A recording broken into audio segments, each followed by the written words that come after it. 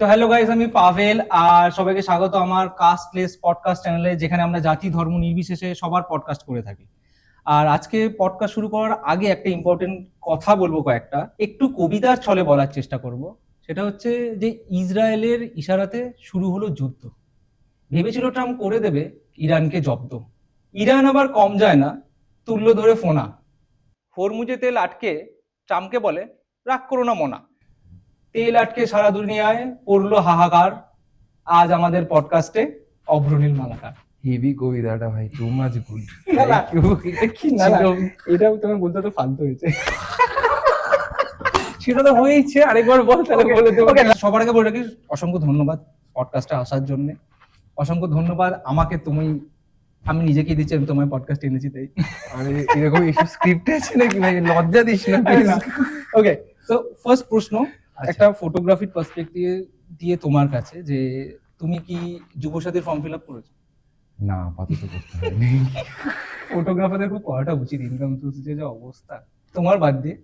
না, না, এরকম না। ব্যাপারটা কিন্তু খারাপ বলিসনি, মানে হ্যাঁ। যেভাবে মার্কেট যাচ্ছে নিচের দিকে, মানে আমি যখন শুরু করেছিলাম তো 10 বছর আগে, তখনও মোটামুটি লোকজন 80-90 হাজার টাকা একটা স্ট্যান্ডার্ড প্যাকেজ ভাবতো। 10 ইয়ার্স ডাউন দ্য লাইন যদি এখন ওটা করাতে দেখি, 50,000 এখন হ্যাঁ, ওটা standard কমে package। গেছে, Exactly, কমে গেছে, হ্যাঁ। exactly। তো ইভেনচুয়ালি দেখতে গেলে ক্যামেরার দাম কিন্তু বা অন্যান্য বেড়ে equipments এর গেছে, দাম সবই exactly। বেড়েছে। এবং তুই 10 বছর যে কোনো জায়গায় চাকরি করলে, মানে যে কোনো জায়গায় চাকরি করলে অ্যাটলিস্ট ডবল না হোক 70% মাইনে তো হাইক হতোই। তো আমরাও এক্সপেক্ট করতেই পারি না কি 1,00,000 1,70,000 মানে অঙ্কি হিসাবে হ্যাঁ। হতে পারে। ওই কারণেই যুবসাথীটা মনে একটু যুবসাথী, support। হ্যাঁ। আমি ফিল আপ করেছি, বাট আমি বার্ধক্য ভাতাটা করেছি। আচ্ছা, by the Because- way, Yuvasathi কত টাকা পাওয়া যায় বেশি? 1,500 টাকা। আর ক্যামেরা ইএমআই কত হয়? আর 1,000 টাকা দিলে হয়ে যাবে। একটা ছোটখাটো ক্যামেরা তো চলে যায় 5 বছর, 3 বছরের ইএমআই তো চলে আসে। না, তাহলে ঠিক আছে, we can go for it. তো আচ্ছা, না, জোকস অ্যাবাউট ফার্স্ট, যেটা যে তোমার ফটোগ্রাফিতে আসা কেন বা কিভাবে, মানে কোথা থেকে একদম ফার্স্ট ক্যামেরা? ফার্স্ট ক্যামেরা বলতে 2013 অক্টোবর, ঠিক আছে। সত্যি বলতে পেইন্টার ছিলাম, পেন্টিং করতে ভালো লাগতো। এবার মধ্যবিত্ত বাঙালি ফ্যামিলিতে জন্মেছি, তো তো ইঞ্জিনিয়ার হওয়াটা জরুরি ছিল। তা হয়ে গেছি ইঞ্জিনিয়ার, চাকরি বাকরি হলো, তারপরে টাকা পয়সা একটু পেলাম, সেদিকে টুক করে একটা ক্যামেরা কিনে ফেললাম। তো পেইন্টিংটা আসলে তো একটু সময় সাপেক্ষ ব্যাপার, তো সেটা ক্যামেরাতে একটু তাড়াতাড়ি হয়, হয়তো অতটা স্যাটিসফ্যাকশন ইনিশিয়ালি আসতো না। পরবর্তীকালে যখন আমার কাজ করার ধরন পরিবর্তিত হয়েছে, আমার পেইন্টিংটাকে আমি ভীষণভাবে প্রতিফলিত করতে পেরেছি, সেটা লাইট হোক, কম্পোজিশন হোক, সব ক্ষেত্রেই। এবং এইভাবেই মোটামুটি শুরু। এবং অফিসে যখন ছিলাম আর কি, মানে যখন আমি আইবিএম জয়েন করি, বেশ কিছু দাদা তারা সুইজারল্যান্ড থেকে এরকম ল্যান্ডস্কেপ তুলে এনে দেখাতো। এবং থিং ইজ দ্যাট কি, ওরা আমাকেই দেখাতো বিকজ আমার ব্যাপারটাতে ইন্টু ছিল, ব্যাপারটাকে সিরিয়াসলি নিয়েছেন। তো সেখান থেকে নিকনের কুলপিক্স ক্যামেরা থেকে প্রথম ছবি তোলার শুরু যাত্রা। তারপরে ওই আর কি, এটাই। কিন্তু তুমি যে মানে এই যে জার্নিটা শুরু হয়েছে, এই জার্নিটা শুরুর সময় তোমার কাছে চ্যালেঞ্জেস কি কি ছিল? মানে সত্যি ওই সময়ের এত তো ইউটিউব ছিল না, বা এত প্রথম tutorial কথা ছিল না। হচ্ছে যে যেমন টেকনোলজিটার অনুযায়ী যে নলেজ বেসটা ছিল সেটা সঠিক ছিল না। আই মিন অনেক পুরো, মানে যেসব নলেজ গুলো অ্যাভেলেবেল ছিল, কিন্তু অবভিয়াসলি শুরু করে ডিএসএলআর। ডিএসএলআর না, ইট ওয়াজ এ কুলপিক্স ক্যামেরা। ওটা হ্যাঁ, যেটা Coolpix P200 ছিল না, একটা অনেক জুম টুম ভালো লাগে।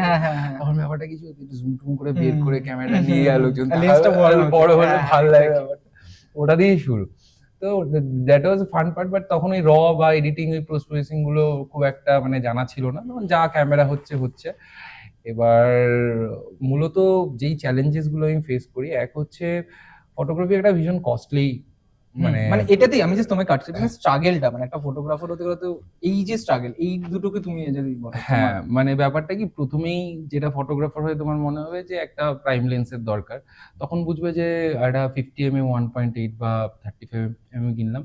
তার কিছুদিন যেতে না যেতেই তোমার মনে হবে যে দ্যাট ইজ নট সাফিসিয়েন্ট। হ্যাঁ, আরো কিছু লাগবে, এবং আরো কিছুর সাথে আরো কিছু টাকাও লাগবে, দ্যাট ইজ অ্যাডেড। ঠিক আছে, এটা ইম্পর্টেন্ট। এবার টাকার জন্য খুব ইজি ওয়ে সেটা হচ্ছে, মানে ফটোগ্রাফিতে আমি বলতে পারি ওয়েডিংটা। হ্যাঁ, তো আমার অফিসের কলিগস অ্যান্ড আদার বেশ কিছু লোকজন, তাদের থ্রুতে কিছু ওয়েডিংও পেয়েছিলাম। তো সেখান থেকে ওয়েডিং থ্রু দিয়ে বেশ কিছু ইউনো লিকুইড মানি পেয়েছি, এবং সেই থ্রু দিয়ে বেশ কিছু কামিয়ে ক্যামেরা আপগ্রেড, গিয়ার আপগ্রেড এগুলো করেছি। Then I shifted to something else. তো ওয়েডিং ফটোগ্রাফিটা ছিল, সাথে আরো কিছু যোগ হয়। মূলত প্রথমত আমি শুরু করি as a YONO street photographer, হ্যাঁ সেটা ভালো লাগতো, কিন্তু পরে দেখলাম সময়ের জন্য ওটা একটু চ্যালেঞ্জিং হয়ে পড়ছে। তারপরে সেটা শিফট হয়ে গেল কি ট্রাভেল আর ল্যান্ডস্কেপে। তারপরে দেখলাম ওটা ঠিকঠাক আছে, বাট কিছু একটা মিসিং।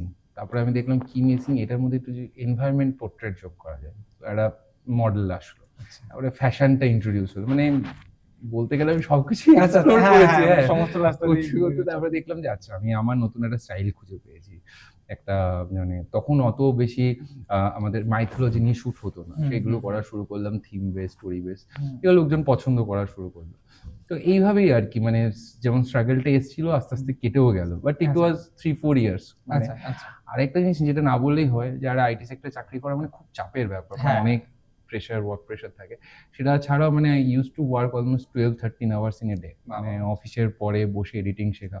কেন যেটা হয়ে থাকে মূলত প্রথম দিকে তো আমার কাছে অত গিয়ার্স ছিল না, আমি বুঝতে পারছি না যে ব্লাডটা কেন আসছে, ঠিক আছে আসছে না আমারটা কেন আসছে না।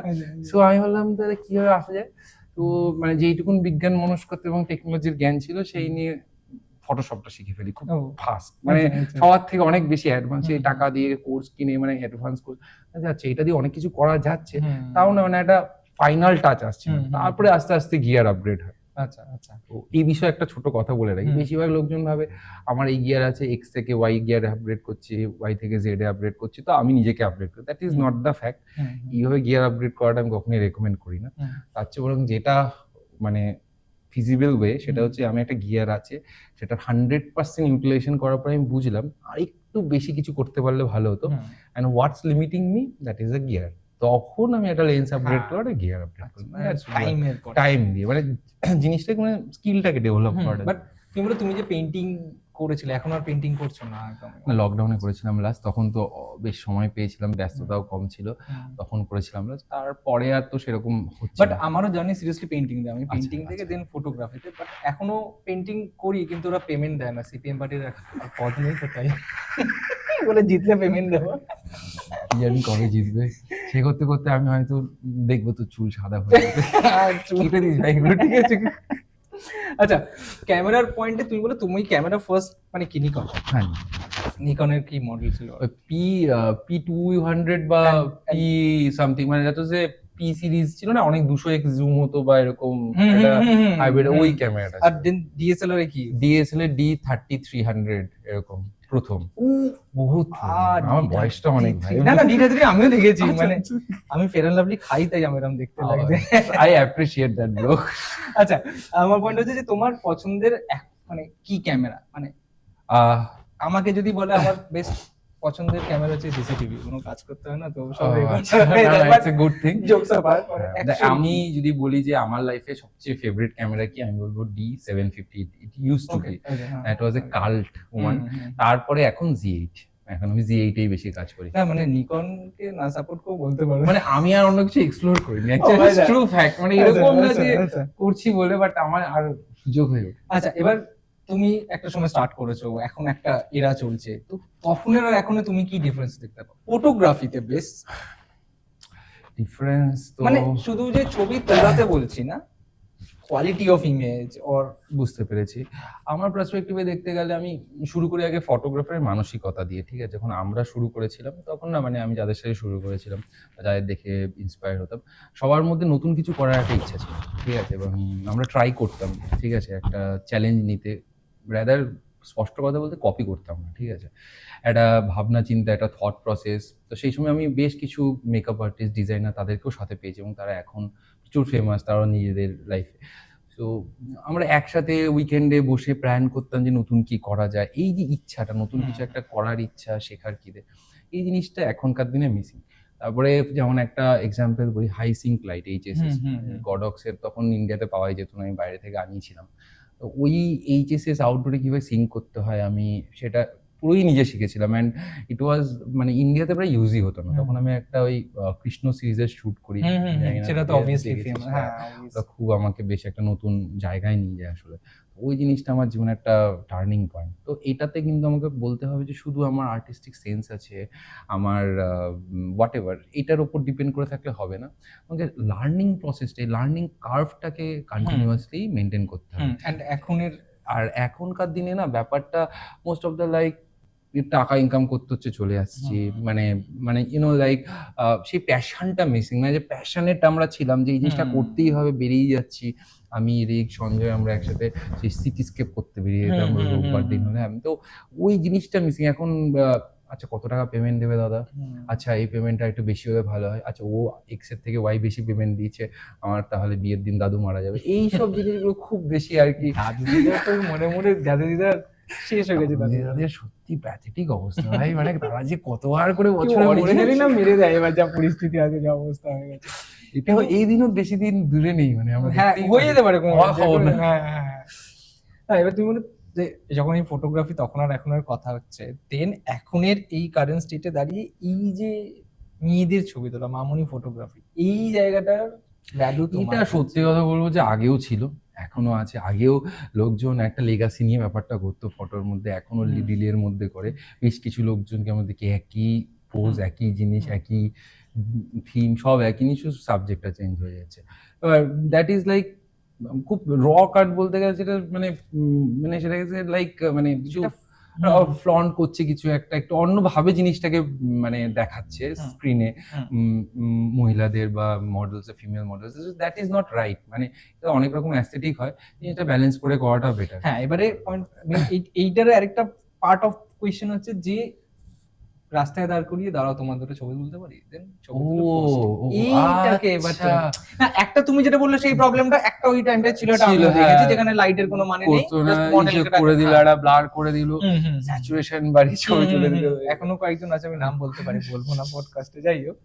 বাট এবারে তুমি বলো যে আর এই যে যারা স্ট্রেঞ্জার পোর্ট্রেট, এইটাকে তুমি কি মনে, এই প্রশ্নটা সব জায়গায় থাকে। খুব একটা কথা বলতে চাই না, সত্যি কথা বলতে, মানে দিস ইজ নট ডান। মানে নিজের শিল্পটাকে, নিজের মানে নিজের সত্তাটাকে এইভাবে বিকিয়ে দেওয়া ব্যাপারটা আমি ট্রুলি সাপোর্ট করতে পারি না। মানে আমি এজ এ ফটোগ্রাফার, আমি যে জার্নিটার মধ্যে দিয়ে গেছি, জিনিসটা আমার কোথাও মনে হয় যে মানে প্রফেশনটাকে, প্যাশনটাকে একসাথে ডিমিন করা হচ্ছে, ঠিক আছে? It's not right.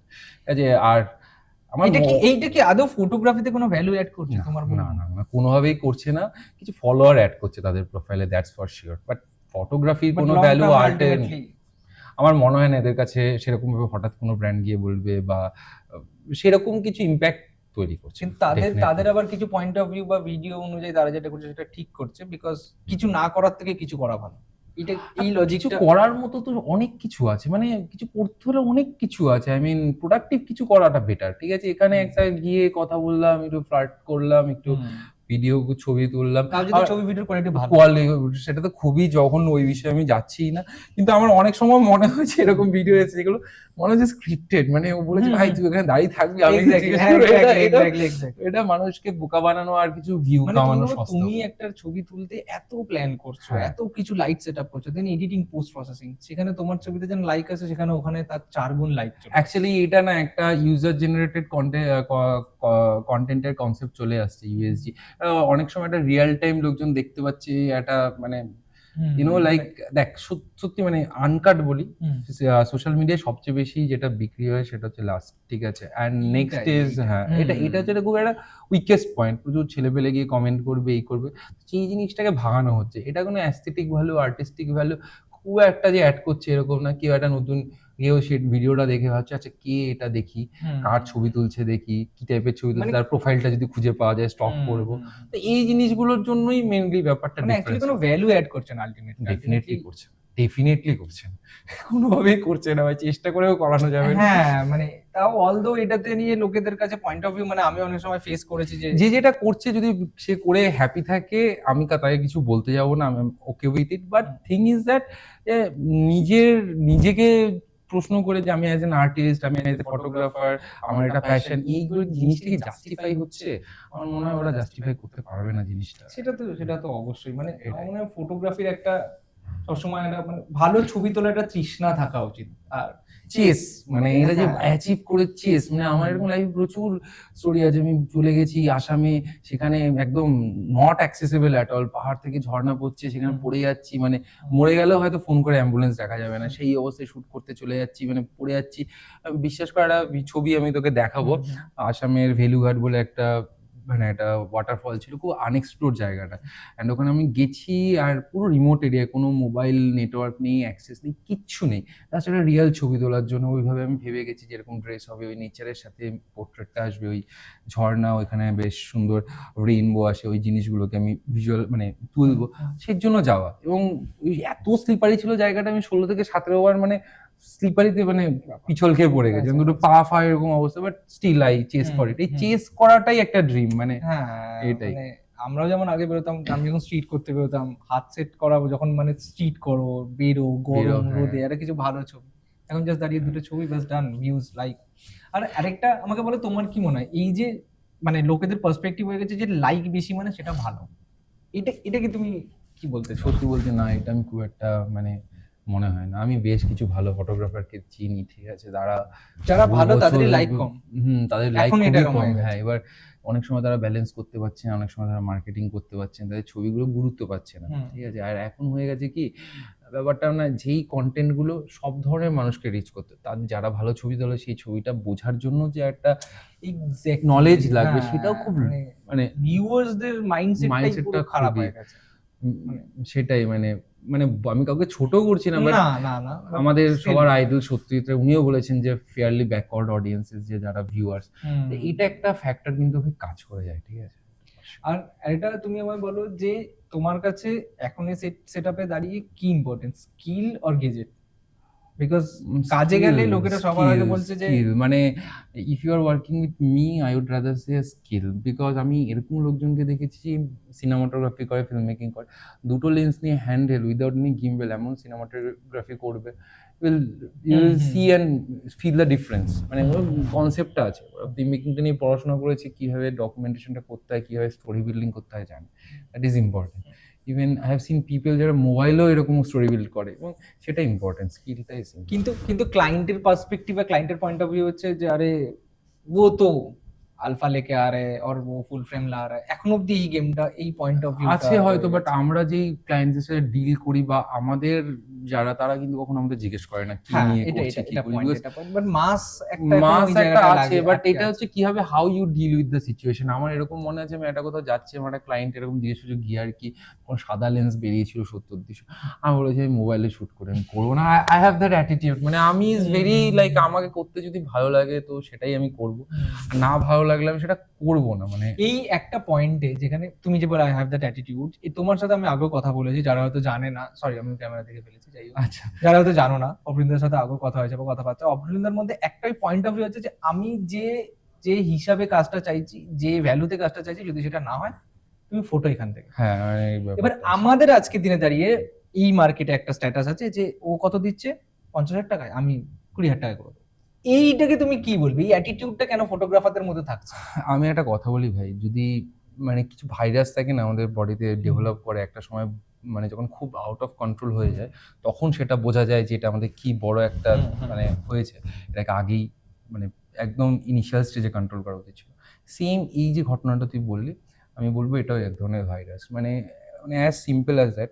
বিকজ একজন ফটোগ্রাফার দাম কমিয়ে একটু বেশি ওয়েডিং তুলতে পারে, কিন্তু তার যদি এই মাইন্ডসেটটা থাকে আমি একাই করব বাকিদের যাই হোক, সে কিন্তু একটা সময় গিয়ে সাস্টেন করতে পারবে না, তুই লিখে নে, ঠিক আছে। বাট যদি কারো এটা মেন্টালিটি থাকে আমি অ্যাজ এ ফটোগ্রাফার আমার কমিউনিটিটাকে নিয়ে গ্রো করব, আমি চেষ্টা করব আমার সাথে সবারই একসাথে গ্রো হচ্ছে, সবাই কাজ করুক এবং একটা স্ট্যান্ডার্ড মেনটেন হচ্ছে, তাহলে কিন্তু লং লাস্টিং এ গিয়ে অনেক মানে সময় পরে 5 ইয়ার্স অনলাইন 10 ইয়ার্স অনলাইন তারা ইজিলি সার্ভাইভ করে যাবে, ঠিক আছে। তো এই জিনিসটা মানে এটা এখন আগের দিনও বিশ্বের সাথে কথা ছিল, অভিস্মিতাদির সাথে, তার আগেও যার সাথে করছি রীতিদার সাথে, যে সেম, যে সবাই গিয়ে এখন ও আচ্ছা 1 লাখে করছে, আমি 70,000 নট ডান। যারা করছো আমি একটা কথা বলবো, মানে প্লিজ ডোন্ট ডু ইট। মানে তুমি হয়তো কম পয়সায় নিয়ে নিচ্ছ, ডেলিভার করতে পারছো না, ব্যাকআপ হারিয়ে ফেলছো, বস একটা হার্ড ডিস্কের দাম এখন 1 TB 10,000 টাকা হয়ে গেছে, and if you are expecting কি 1 লাখ টাকায় ওয়েডিং করে দেবে, অ্যান্ড কে নেবে রেসপন্সিবিলিটি ডেটার, ক্লাউডে রাখতে হবে, আস্তে আস্তে জিনিসপত্র আরও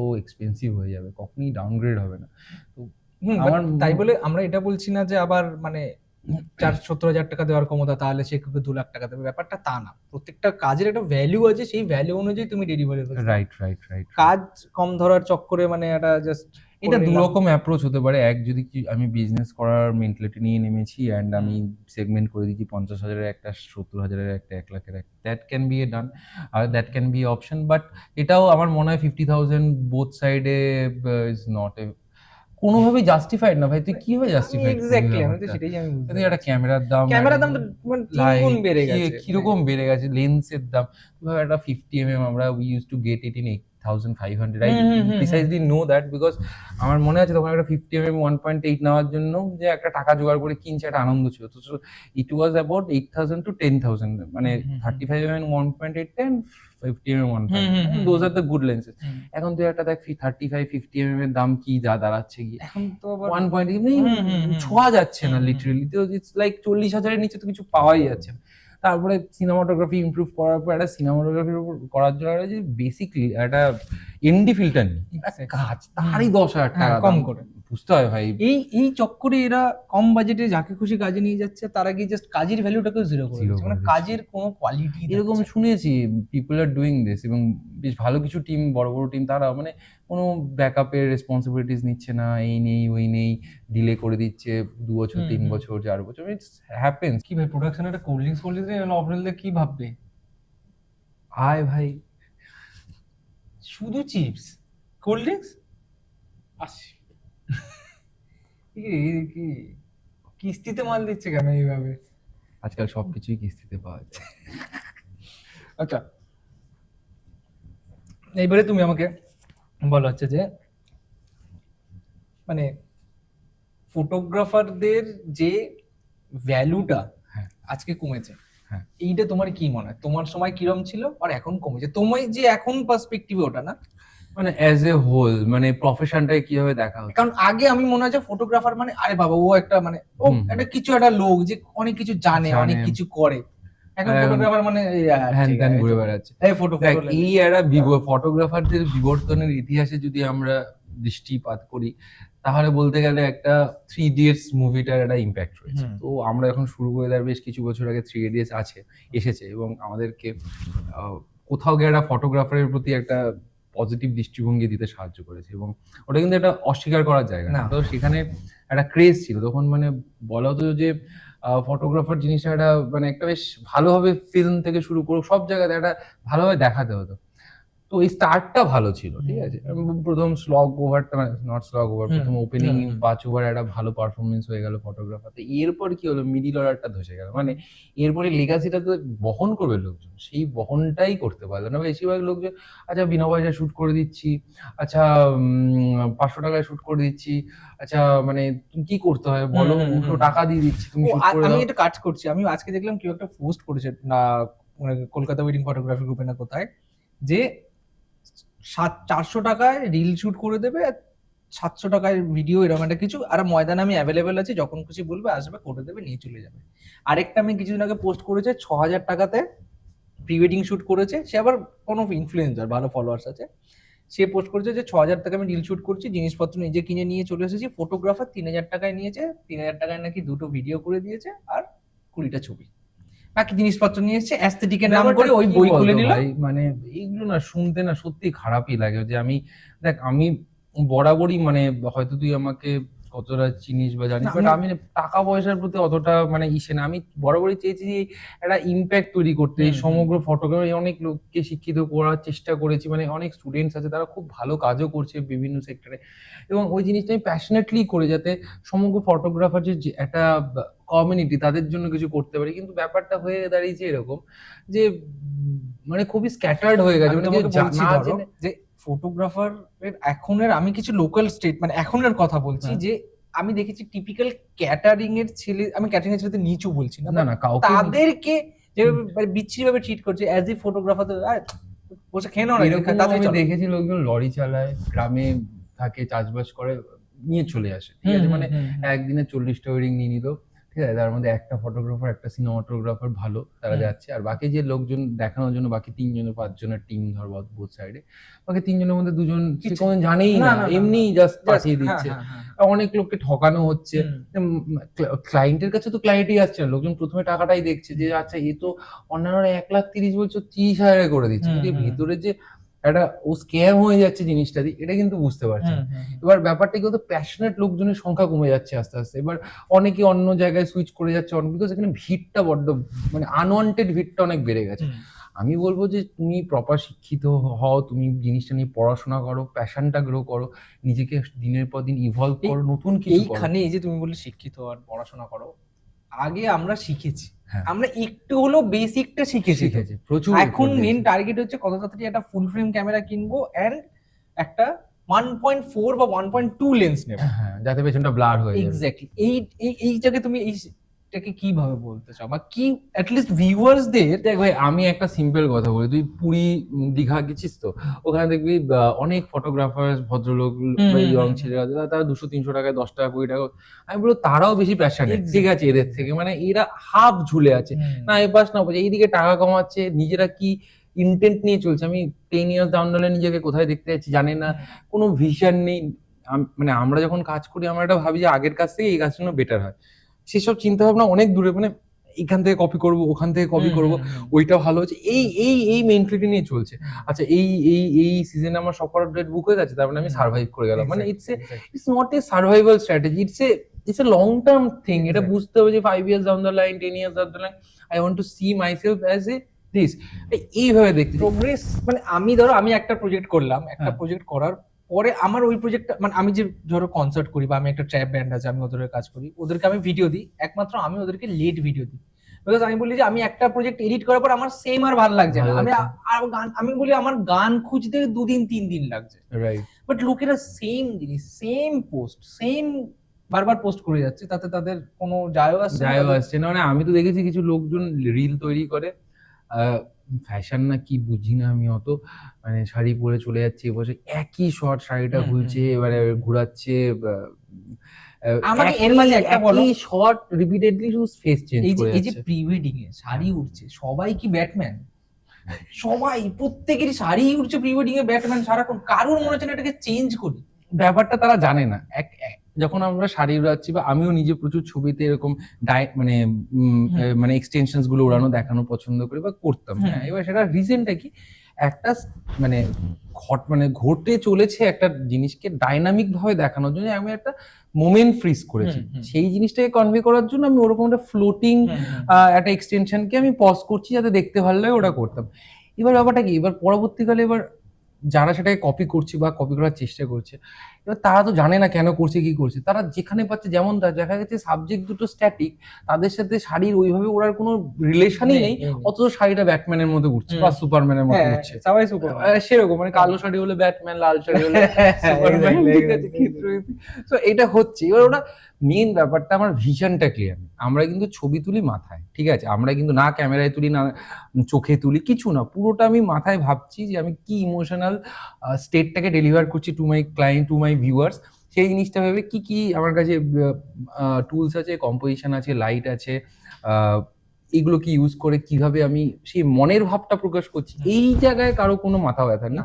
সবার মাথা ব্যথা, আচ্ছা অমুক তমুক দিনে সেই জায়গায় গিয়ে এই শুটটা করেছিল, এরকম একটা আউটপুট এসেছিল, সো ইভেনচুয়ালি আমি আজকে ওখানে যাচ্ছি, মানে ওই শুটগুলোই করবো, মানে ইন্টেন্টটাই কপি করা, মানে নতুন কিছু ভাবনা। আমাদের সময় কিছু, আচ্ছা ও গিয়ে ওটা ওখানে করেছে, I shouldn't do that. I have to do something new, different.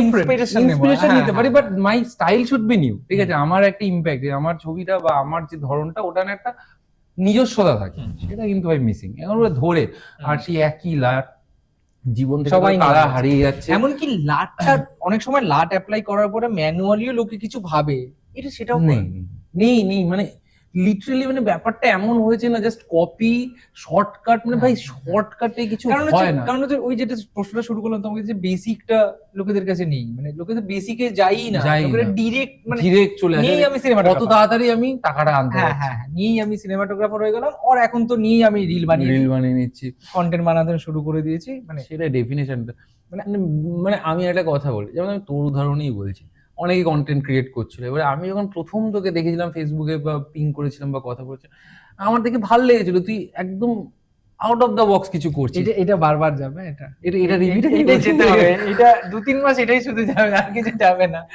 I really But না, অ্যাপ্রিশিয়েট seriously, না, ভালো। সিরিয়াসলি যেটা ভালো করছে তাকে অ্যাপ্রিশিয়েট করতে হয়। তো আমি ওরকম বুড়ো দাদু ফটোগ্রাফার, এটা বাজে ওটা বাজে সেটা হয় না, তুই ভালো করছিস ভাই, সেটা তুই Okay, okay. I appreciate that, এবং এটা করতে হয়, কন্টিনিউ দ্য গুড ওয়ার্ক। তো একটা ইভেনচুয়ালি একটা সময় পরে ইউনিভার্স উইল মানে কি আশা বলবো 2 গুণ 3 গুণ করে তোকে ফিরিয়ে দেবে, আশা ঠিক আছে? তাহলে তো তো- এটা ফর শিওর। একটা ল্যাম্বরগিনি হলে খুশি। খেলনা বলছিস? খেলনা আছে, খেলনা আছে আমাদের। অরিজিনালটা তাহলে 7-8 10 বছর। 70-80 ও, সরি আচ্ছা, বুঝে গেছি, ঠিক আছে। একটুখানি টাইম লাগবে। Okay, okay. না না, আজকাল তো আবার ইএমআই অপশনটা আছে। হ্যাঁ, এনিওয়ে, তো আমরা কোথায় ছিলাম? আমরা ছিলাম হচ্ছে যে এই যে ভালো ওয়ার্কটা যে Continue করছি, আর করা। মানে ও তুই করছিস? হ্যাঁ, ও হ্যাঁ, সরি ব্রো, ও খুব এটা- ভালো ওয়ার্কটা করছে। এটা আবার যাবে, হ্যাঁ, repeated, এটা আওয়াজ যাবে, repeated, বারবার repeated. দিয়ে দিতে থাকবি, ঠিক আছে? মানে ভালো করছিস, সিরিয়াসলি Okay. ভালো করছিস। বাট আমি তোমার কাছে Funny- বিশ্বাস করো, আমার নিজের ঘরের লাইট সেটআপ করতে এভরি ডে একটা নর্মাল রিলেও আমার 1-1.5 ঘন্টা সময় লাগে, বিকজ আমার সব সরে যায়। বাট আমার মনে হয় ওটাই তো আমার কাজ, রাইট, ওটাই তো আমি সুন্দরভাবে করবো। প্যাশনেটলি করি, সেটাও যদি কেউ না করে, লোকেরা বেসিকটা ক্লিয়ার না করে, সেটাই। মানে দেখ, সবার একটা স্ট্রাগল থাকে, স্ট্রাগলের মধ্যেটা দিয়ে যদি না যেতে পারিস, স্মুথ রাস্তা দিয়ে তুই বেরিয়ে যাস, হুম। তাহলে তুই ভাববি তুই একটা রং গন্তব্যস্থলে যাচ্ছিস, ঠিক আছে? যখনই দেখবি একটা চড়াই উঠছে, অনেকে আমাকে ভাবে যে অপনিল হয়তো চাকরি করে, এই করে, টাকা পয়সা নট লাইক দ্যাট ব্রো। আমার জীবনে কেউ যদি থাকে সে বুঝবে আমি এখনো 10-12 ঘন্টা কাজ করি, মানে 10টার পরে আমি বসি Obviously. সারাদিন, মানে তুমি অলরেডি একটা কর্পোরেট একটা ভালো জায়গা আছে, যেখানে মানে তুমি যে জায়গায় কাজ করছো সেই জায়গায় লোকে সারাদিন কাজ করার পর এমনি বলে আমি ভাই ফুল স্ট্রেসড আউট, আর আমি পারছি না, তারপরে আবার আরেকটা লাইন, সেটা এবং কমপ্লিটলি ডিফারেন্ট, সেটার কোনো সম্পর্ক নেই। ইম্পসিবল। সেই জিনিসটাকে যখন আমি বসি, আমার কিন্তু কোনো টায়ার্ডনেস লাগে না। আমি রিলগুলো এডিট করতে বসি বা ছবি এডিট করতে বসি, আই ফিল লাইক আমি এটাই এনার্জি, ওটাই আমার রিফ্রেশমেন্ট, বিকজ এটা আমার প্যাশন, ঠিক আছে? তো এই জিনিসটা লোকজনের কাছে মিশে, এবার যে সেটাই প্যাশন, সেটাই তার ইনকাম, সে সেটাকে ভালো না বেশি কিভাবে শর্টকাট মানে করছে। আমি ওভারঅল এটাই বলতে চাই যে যারাই করছো অ্যাটলিস্ট কিছু বেসিকটা জানো, অ্যাটলিস্ট যাতে যে কাজটা তুমি করছো তার একটু হলেও ভ্যালুটা অ্যাড হয়, আদারওয়াইজ মানে জিনিসটা একেবারে কি বলবো, মানে মানে অনেকটা টিএমসি মানে- পার্টির মতন হয়ে যাচ্ছে।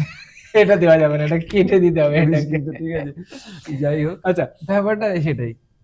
এইবারে সবচেয়ে একটা বড় ভাই কোল্ড ড্রিঙ্কস তো আনলাম, আচ্ছা, খাবো হ্যাঁ, নাকি? নিশ্চয়ই, খাওয়া নিশ্চয়ই। শুরু আছে। হ্যাঁ, শুধু কোল্ড ড্রিঙ্কস আছে তো? হুম। ও আচ্ছা, এটা Cheers. যদি কেউ দেখে নেয়, এখানে একটা খাওয়ার পরে আমার প্রশ্নগুলো ভুলে যাচ্ছি কেন এটা মনে হচ্ছে। হজম হয়ে যাচ্ছে প্রশ্ন করে না। এক্স্যাক্টলি। বল। আচ্ছা, এরপরে প্রশ্ন হচ্ছে যে একটা অফবিট, এবার একটু সিরিয়াস কথা, যেটা নর্মাল ফান ওয়েতে, যে তোমার কোনো ফানি ইনসিডেন্ট ওয়েডিং এ আর কোথাও একটা কিছু একটা ফানি, যেটা ফটোগ্রাফি করতে গিয়ে যেটা কিনা তুমি এখনো এ বাবা এটা খুব আইদার এম্বারেসিং, এটা খুব বিচ্ছিরি ব্যাপার হয়ে গেছে। এরকম তো খুব একটা মনে মনে পড়ছে না। পড়ছে না আসলে, মানে আমার সাথে খুব বাট একটা তুমি তো এত যে মানে আর্টিস্ট ফেমাস আর অ্যাক্ট্রেসদের সাথে শুট করো, সেখানে ফানি অ্যাজ সাচ খুব একটা কিছু হয় না আমাদের, মানে খুবই প্রফেশনালি ফ্রেন্ডলি ওয়েতে একটা কনসেপ্ট ডেভেলপমেন্ট হয়, একটা শুট হয়। আচ্ছা। বাট ফানি বলতে কি আর বলবো, কিছু এম্বারেসিং, আর যেমন Embarrassing? ধরো সত্যি বলতে মনে পড়ছে না কিছু, মানে এমবারেসিং কিছু হয়েছে বা কি? কোনো অ্যাক্ট্রেস তোমার উপর, না না এরকম না, তুমি কোন ব্যাপারটা অ্যাক্ট্রেসকে ভালো লেগেছে কখনো? না, মানে এরকমও আচ্ছা, হয়নি। কেউ তো আছে যাকে ইন্ডাস্ট্রি তোমার ভালো লাগে, আর কোথাও অল ওভার দ্য ইউনিভার্স? আমার বউকে ভালো লাগে, আমার বউ। এটা তো সেফ কোশ্চেন। তাহলে কি আনসেভ করবো নাকি? Answer না, question নট না। Like that. দেখ বেসিক্যালি যখন আমি কাউকে ক্যামেরার থ্রু দিয়ে দেখছি, সেই মুহূর্তে তাকে আমার ভালো লাগছে এবং তাকে কিভাবে আরো ভালো লাগা যায় সেটার চেষ্টা করছি। বাট লাইক মানে ফ্যাশন ফটোগ্রাফারদের জন্য আমি স্পেশালি বলবো যে একটা না লিমিটেশন রাখা উচিত। What is your passion, sorry what is your profession and what is your personal life. So ওই মাঝখানে একটা লাইন থাকে, বর্ডার লাইনটা ক্রস করা উচিত না। Most of the cases what I have seen কি এর সাথে মডেলের সাথে প্রেম হয়ে যাচ্ছে, অ্যাক্ট্রেসের সাথে প্রেম হয়ে যাচ্ছে, ফটোগ্রাফারের মানে অ্যান্ড ইটস খুব ন্যাচারাল, হতেই পারে, but that don't work actually. সেটা একটা সাময়িক মোহ থাকে বেশিরভাগ ক্ষেত্রে, I would rather say, and that will not work in a long term relationship. So it's better তুমি যাকে ভালোবাসো তার গুণগুলোকে নিয়ে ভালোবাসো, শুধু রূপ নিয়ে নয়, অ্যান্ড সব নিয়ে যাদের একটা সাস্টেনেবল ডেভেলপমেন্টের সাথে সাস্টেনেবল রিলেশনশিপের কনসেপ্টটা গঠন হয়, সেই জায়গাটাতে ফোকাস করে আমাদের একটা প্রেম বা বিয়ে এগুলো করা উচিত। আমি যেমন আমার স্ত্রীকে সত্যি খুব ভালোবাসি, বাট আমি ওর রূপ দেখে একদম ভালোবাসি না। ওর ব্যাংক ব্যালেন্স আছে তাই আমি রূপটা ভালো, ব্যাংক ব্যালেন্স সব ঠিক আছে, এটা ব্যাংক ব্যালেন্স ভালোই বলেছিস। এই বিষয়টা তোমার কি same, তোমার কি same? সেরকম কিছুটা। না, না রে, আমি সিরিয়াসলি বলবো যে আমার লাইফে মানে আমার মানে রিলেশনশিপ মানে অত সোজা ছিল না, এই যে জ্ঞানগুলো দিই না আমার হালকা আমি এর ভেতর দিয়ে গেছি, হ্যাঁ, টক্সিক থেকে টক্সিকের মধ্যে গিয়ে ব্যাপারটা মাথাটা নষ্ট করে ফটোগ্রাফি 2-3 মাস ছেড়ে দিয়েছি, মানে অনেক কিছু করেছি, I have been through this. এসব হয়েছে, আচ্ছা। হ্যাঁ, দেন আই মানে এরকম হয় না, একটা চোখের সামনে আকাশ খুলে গেল, অ্যাঞ্জেল আশীর্বাদ, আচ্ছা, অনেক জীবনে চাপ নিয়েছি। হুম। আমরা জানি যে যত হাসি তত কান্না, হুম। আমার কান্নার পার্টটা আগে হয়ে গেছে, যত কান্না তত পরের হাসি, পার্টটা তত তত হাসি, হাসি। তত হাসি হিসাবে দূত হিসাবে এসছে, এবং আমাকে literally I can do anything. এখন মানে একটা আছে, আমরা এখন এসব বুঝি, she will never bother me, যত শুট হোক যাই হোক, অলওয়েজ সাপোর্টিভ। মানে এই সাপোর্ট ব্যাক সিস্টেমটা যে কতটা ইম্পর্টেন্ট বস, এটা সিরিয়াসলি, এটা তুই ক্রিয়েটিভ মানে তুই জানিস ভাই, যদি এই যে আমাদের মাথায় এমনি চাপ থাকে কত But আমার সমস্ত কিছু আমার বউ হ্যান্ডেল করে, যত মানে ব্যাক সাপোর্ট বা যেগুলো ব্যাক অফিস কাইন্ড অফ, যত মডেলদের সাথে কথা ও বলে। এবার অনেকে আমি জিজ্ঞাসা করে, বউ মডেলের সাথে কথা বলছে, বউ মানে টাইমিং সিস্টেম, হ্যাঁ, বাট অনেকের কাছে এখন একটা অবাক লাগে যে কি করে মানে তুই মেয়েদের শুট করছিস অথচ তোর বউ গিয়ে কথা বলছে। আমি যেটা তোমার কাজ, আর আমার তো ছবি তোলা অবধি- প্রফেশন আর পার্সোনাল লাইফকে গুলিয়ে ফেললে হবে না boss। হুম। আর আর আমাকে একটা কথা বলো যে তোমার ওয়েডিং এর কোনো ফানি মোমেন্টস আছে প্রথম দিকে? না মানে না, আমার একদম আসল কথা সেরকম না, আমি না একটু সিরিয়াস ঘোষের ছেলে, মানে এখন আচ্ছা। ফানি তোর সাথে থাকতে থাকতে হয়ে গেছে, ঠিক আছে, বাট আমি না, আচ্ছা। সেরকম হয়নি ফানি গেছে, বাট এরকম হয়েছে যে গিয়ে দেখছি কার্ড আনিনি, যেটা হয়, বা ব্যাটারি আনিনি, তো একটা এরকম হয়েছে যে আমি তখন আমার একটা মোবাইল ছিল S8 মনে হয়, স্যামসাং এর, বিনা পয়সা প্রমোশন S8 করছি না, হ্যাঁ S8 কাপ ছিল, ওটা দিয়ে আমি ওয়েডিং শুট করে নিয়েছিলাম, এই টাক করে ঠিক আছে, ও S8 ওকে, আচ্ছা S8, ওটা করে দিয়েছিলাম। মানে তুমি ওই সময় থেকে রিল করছো? না না, ভিডিও মোবাইলে, but it's a- যদি তুমি স্যামসাং কে দিতে আস তাহলে অন্য সেটাই। ব্র্যান্ড অ্যাম্বাসাডর হয়ে যেতাম, বাট খুব একটা মোবাইলে শুট করি না, হুম, but, না মিথ্যা কথা বলবো না, আমি স্যামসাং এখন ইউজ করি আর কি। আমিও use করি। আমিও ছিলাম অ্যাপেলে, বাট অ্যাপেল স্পন্সর করেনি। খেয়ে নিয়েছিস, আচ্ছা ওকে, আমি ভাবলাম আপেলটা খেয়ে নিয়েছিস। আচ্ছা, পরের প্রশ্ন হচ্ছে যে আজকে দিনে দাঁড়িয়ে এই হ্যাঁ। যে এত পিঁয়াজি হচ্ছে যে এআই জব খেয়ে নেবে, হুম। ফটোগ্রাফারদের সবার এই নিয়ে ঝামেলা হয়েছে, হলিউডে স্ট্রাইকে চলে গেছে, এই হয়েছে। তোমার কি মনে হচ্ছে? ফার্স্ট পার্টটা হচ্ছে এআই এর, যে এটা তোমার কি মনে হয় এটা কি রকম, এটা জায়গা নিচ্ছে না দিচ্ছে ওর খাচ্ছে? কি একটা জিনিস বলবো যে যে কোনো টেকনোলজি আশীর্বাদ সাথে অভিশাপ, এটা তো মানিস। এক্স্যাক্টলি। তো অবশ্যই এটা একটা আশীর্বাদ, if you are a creative person, তুই যদি নতুন ভাবে ভাবতে পারিস, তো তোর ম্যান পাওয়ার কমে যাবে। People who are doing the repetitive jobs, okay, মানে সেম থিং রিপিট করছে, that can be taken care by AI, because ওটা ডেটাবেস মডেল, ডেটা দিয়ে ফিট করছে, ও ট্রেন হয়ে যাচ্ছে। যেই কাজগুলো হিউম্যানরা মানে রিপিটেটিভ, যেমন তুই স্ক্রিপ্টটা লিখছিস, লিখে যাচ্ছে, রিপিটেটিভ কাজগুলো করে দিচ্ছে। তো একটা স্কেচ করে করে, আগে হ্যান্ডে তুই হাত দিয়ে স্কেচ করে করে একটা বোর্ড, স্টোরি বোর্ড বানাচ্ছিস, সেটা তো করে দিচ্ছে, ঠিক আছে। এর ফলে কাদের কাজ যাবে? যারা আর কি নিজে থেকে বিকশিত হতে পারছে, যারা নিজে থেকে ভাবতে পারছে না। ইটস অল অ্যাবাউট কি, you have to be unique, you have to মানে বি, কি বলবো, মানে very much clear about what you are doing, ঠিক আছে, মানে তুমি জানো যে আমি এই জিনিসটা করতে চাই, এর ফলে এই আউটপুটটা অ্যাচিভ করতে চাই। তার জন্য হয়তো আগে 5খানা স্টেপ লাগতো, সেখানে 3টে স্টেপে হিউম্যান বা মানুষের দরকার ছিল, সেই 3টে স্টেপের জায়গায় এখন একটা স্টেপে মানুষের দরকার হবে। দ্যাট ইজ হাউ এই মানুষের কাজটা কমে যাচ্ছে। But at the same time যারা আর কি মানে আগে টাকা পয়সার জন্য লিমিটেশন ছিল, তারা এফোর্ড করতে পারছে না বলে একটা বড় টিম তৈরি করতে পারছেন, তাদের ক্ষেত্রে সুবিধা, তারা মিউজিক বানিয়ে দিচ্ছে এআই দিয়ে, তারা বিজিএম, মানে এটা তো আমার ক্ষেত্রে বিশাল ইসে। তো এই জিনিসটা তাদের মানে এফোর্টটা কমিয়ে দিচ্ছে, তাদের একটা ছোট টিম নিয়েও একটা বড় প্রোডাকশন নামিয়ে দিচ্ছে। তো এই জিনিসগুলো তাদের কাছে অ্যাডভান্টেজ। মূলত যেটা হবে যে কোনো ক্ষেত্রেই, মানে যারা এক্সপার্ট, যারা মাথা খাটিয়েছে, যারা মাথাটা ইউজ করছে, তারা সাস্টেন করবে, বাকিরা।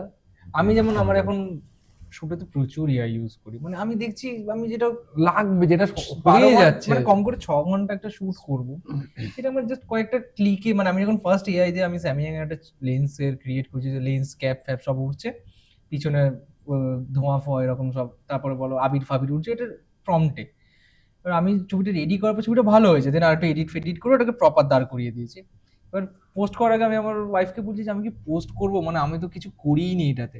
দেন একটা বন্ধুর সাথে কথা বললাম, ও বললো যে এটাই এখন পার্ট একটা, Part. মানে এই যে ইমাজিনেশনটাকে সাপোর্ট, সেটাই, মানে এটা মাথা দিয়েই ব্যাপারটা হবে, আর কিছু নেই। মানে আর তোমার কি মানে ইন ফিউচার এআই কি রিপ্লেস করে দেবে ক্রিয়েটিভ দেখ আমি লোকেদের? বলবো যে না, সেইভাবে সমস্ত ক্রিয়েটিভ লোককে করতে পারবে না, বাট হ্যাঁ যারা না জেনে না বুঝে হঠাৎ করে Background blur। জাস্ট মানে চলে এসছে এই মানে আমি এই যে একটু আগে আমরা কথা বলছি যে ব্যাকগ্রাউন্ড ব্লার হচ্ছে, এই ব্যাকগ্রাউন্ড ব্লারটা কিন্তু এআই ও করে দিচ্ছে। করে দিচ্ছে ইজিলি But ইজিলি। এআই ওই ইমাজিনেশনের পাওয়ার মানে তা ও নিজে নিতে থেকে পারছে ওইটা না। করতে পারবে না যে তুমি ধরো যেটা ভাবছো ভাবছো, এবার ওকে যদি ভাবিয়ে দিই, ওকে যদি আমার টেক্সটটাকে দিয়ে ট্রেন করে দিই, হ্যাঁ, দেন হ্যাঁ, you will come up with a good result, হ্যাঁ, যেটা হ্যাঁ। আমার মানে চিন্তা ভাবনার সাথে সিঙ্ক করে আর মানে কি। এটাই হচ্ছে পয়েন্ট যে এআই অ্যাট লিস্ট মানে যারা ভালো কাজ তো করছে ভাই, প্রচুর কাজ। মানে একটা কথা বলবো, প্রচুর ভুলভাল লোকজন যারা জেনে না জেনে এই কাজের সাথে এসছে, যাদের জন্যই ইন্ডাস্ট্রিটা এফেক্টেড, তারা Exactly. অনেক অংশে নিজেকে ইভলভ করতে পারবে না,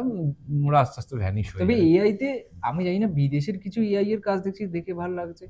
আর আমাদের যখন ইন্ডিয়াতে এআই দেখছি, এ মে আজরা খুর হ্যাঁ মুঝে খায়েগা তো তেরা পেট সাফ হয়ে যাবে, এই হচ্ছে আমাদের এখানে culture. That is because of the audience again. মানে আই উড রাদার আগে লোক যেটা বলছে কি যে হ্যালো আমি ক্যাননের লেন্স আমাকে লাগিয়ে দেবে, তাহলে তোমার কে কে বানিয়েছিস আমি তাকে আগে দেখতে চাই, এটা কেন লোকেরা এইসব বানাচ্ছে AI ট্রেন, দিয়ে? মানে এটা ট্রেন হয়ে গা ভাসাতে হবে, নতুন কিছু ভাববে না, মানে হ্যাঁ। কষ্ট করে ভাববো। প্রন গুলো অ্যাভেলেবেল আছে, ওরা আলু দিয়ে করেছিল, আমি লেন্স দিয়ে করেছি, হ্যাঁ, হ্যাঁ। ব্যাপারটা তো একই দাঁড়াচ্ছে। আমি যে স্যামসাং এর লেন্সের ছবিটা বানিয়েছি, 40 খানা ইমেজ আমি জেনারেট করেছি এআই তে। তো ভাব, 40টা effortটা দিয়েছিস। জেনারেট করার পরে দেন ওটাকে আবার এডিট করেছি পুরো আলাদা। তারপরে আমি জানি না আমার মোবাইলটাতে আমি তোমায় দেখাচ্ছি একবার দাও, তাহলে তুমি দেখলে মেবি বুঝতে পারবে। তোমাকে মানে মানে লোকেরা যে বলে যে এআই ইজি আর এআই এর না, কোয়ালিটি AI একদমই ইজি না। এআই কে হ্যাঁ। ট্রেন, মানে বেসিক্যালি একটা কথা বলি, আমি 2014 সাল থেকে যখন, মানে আমি 2013 সালে যখন আমি লাস্ট কলেজে ফাইনাল ইয়ারে ছিলাম, তখন থেকে আমি এআই এর ব্যাপারে ইন্ট্রোডিউসড হই। আমাদের এক স্যার ছিল নিদুল সিনহা স্যার, উনি আমাদের প্রথম এআই এর ক্লাস নেন। তখন আমি বুঝতেও পারিনি আর্টিফিশিয়াল বি কলোনি অ্যালগরিদম, এরকম অনেক অ্যালগরিদম ছিল, ওগুলো বোঝাচ্ছিল। আমি বুঝিও নি সেই যুগ থেকে 2026-এ দাঁড়িয়ে আমরা এখানে দাঁড়িয়ে থাকবো। আর তখন আমি বুঝতে পারতাম যে it's all about a data set, মানে it's work the same way human brain works. মানে যত বেশি ডেটা দেবে, ও তত বেশি অ্যাডভার্স সিচুয়েশনে গুড রেসপন্স করবে, দ্যাটস দ্য থিং। মানে আমি যখন ফার্স্ট টাইম এআই দিয়ে ছবি জেনারেট করেছি, আমি জাস্ট আমি যে এটা কি করে পসিবল, ও কি করে করছে, মানে মানে তোমাকে এআই ইন্টিগ্রেটেড ওয়ার্কফ্লো বানাতে হবে, তার মধ্যে কিছু হিউম্যান টাচ রাখতে হবে। এই দেখো দাদা তোমায় দেখাচ্ছি এটা, এই দেখো এই ছবিটা করো। হেভি হয়েছে ভাই। আরে এটা তাও কি এই যে জিনিসগুলো তুমি দেখছো, Particles গুলো। লেন্স গুলো বা হুডটা এইটা, এগুলো তুমি এনে মোবাইলটা নিয়ে নাও। দেখ আমি তো একটা তুমি কথা বিশেষ বলি, করে যে এগুলো ছবিটা আমি দেখালি, হাতে তুলেছি, মানে এও নয় যে আমি ওকে তুলে দিয়েছি, জাস্ট হাতে 4-5টা অ্যাঙ্গেলে তুলে বললাম এটা লেন্স এটা হুড, আমি এই চাই। সেই এটা খুবই জাস্ট আমি অবাক দেখি যে আমিও এরকম বেশ কিছু কাজ করেছি, বাট এইরকম না, একটু অন্যরকম। সেখানে মানে আমার হিউম্যান টাচটা আছে, সাথে এআই এর হেল্পটা আছে, মানে it's like a hybrid framework. মানে এখানে দুটোই কাজ করবে একসাথে, আমার মাথাটাও কাজ করবে, সাথে কিছু স্টেপে একটা ওয়ার্কফ্লোতেও এআই এর help the thing. But main ব্যাপারটা কি বলতো ভাই, মানে end of the day AI তে সবচেয়ে বেশি চাপ আমার মনে হয় যারা এই আজকের দিনে দাঁড়িয়ে তুমি বলছো না যে নিজেকে এডুকেটেড করছে না, ঠিক তাদের প্রেশারটা বেশি, প্রচুর তাড়াতাড়ি চলে যাবে ভাই, তাদের এক্সিস্টেন্সটা সত্যিকারে মানে সিরিয়াস। ওই কারণে আমরা যুব সাথীটা চালু করবো, এটা তাদের সুবিধা হয়ে যায় হচ্ছে। তবে তারা ততদিনে বুড়ো সাথী পাবে। বার্ধক্য সবাইকে বলে রাখি, আজকে আমরা যখন শুট করছি অলরেডি বাজে এখন 1টা, আজকে অপরাজিতার জন্মদিন। জন্মদিনে এসে আমরা উৎপাত করছি, কমেন্টে তোমরা জানিয়ে দিও হ্যাপি বার্থডে, ওকে? তো তাই আজকে আমরা একটা ছোট আগে কেক কাটবো, ওকে?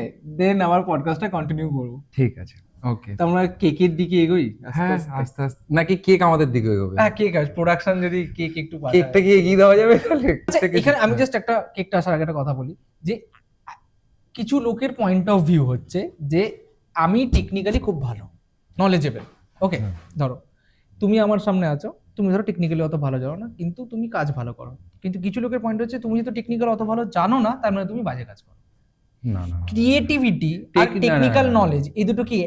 দেখ ভাই, একটা সার্টেন টাইম অবধি ব্যালেন্স করাটা জরুরি ছিল। আমি তো একটা সিম্পল একটা উদাহরণ দিই, আইটি সেক্টরের অনুযায়ী। a group of people they used to be very good in English. ঠিক আছে, তারা ইংলিশ মিডিয়াম থেকে পাস করছে, ডয়ের থেকে এসে হেভি মেল লিখে দিচ্ছে, তারপরে করে দিচ্ছে, ক্লায়েন্টের সাথে কমিউনিকেট করছে। সেট অফ পিপল যারা টেকনিক্যালি খুব গুড, রামকৃষ্ণ মিশন থেকে পাস করেছে, ফুডিং নিয়ে অসাধারণ নলেজ, সব কিছু। তো এই দুজনের মধ্যে যে কম্পারিজন হচ্ছে, একটা সময় গিয়ে দেখা যাচ্ছে যে ইনিশিয়াল মানে 2015-16 কথা বলে, যার কমিউনিকেশন স্কিল ভালো তারা হয়তো একটু অ্যাডভান্টেজ পাচ্ছে। তো সেটা দিয়ে ভেবে নে যে একটু টেকনিক্যাল জিনিস জানলে সেটা অ্যাডভান্টেজ পাচ্ছে।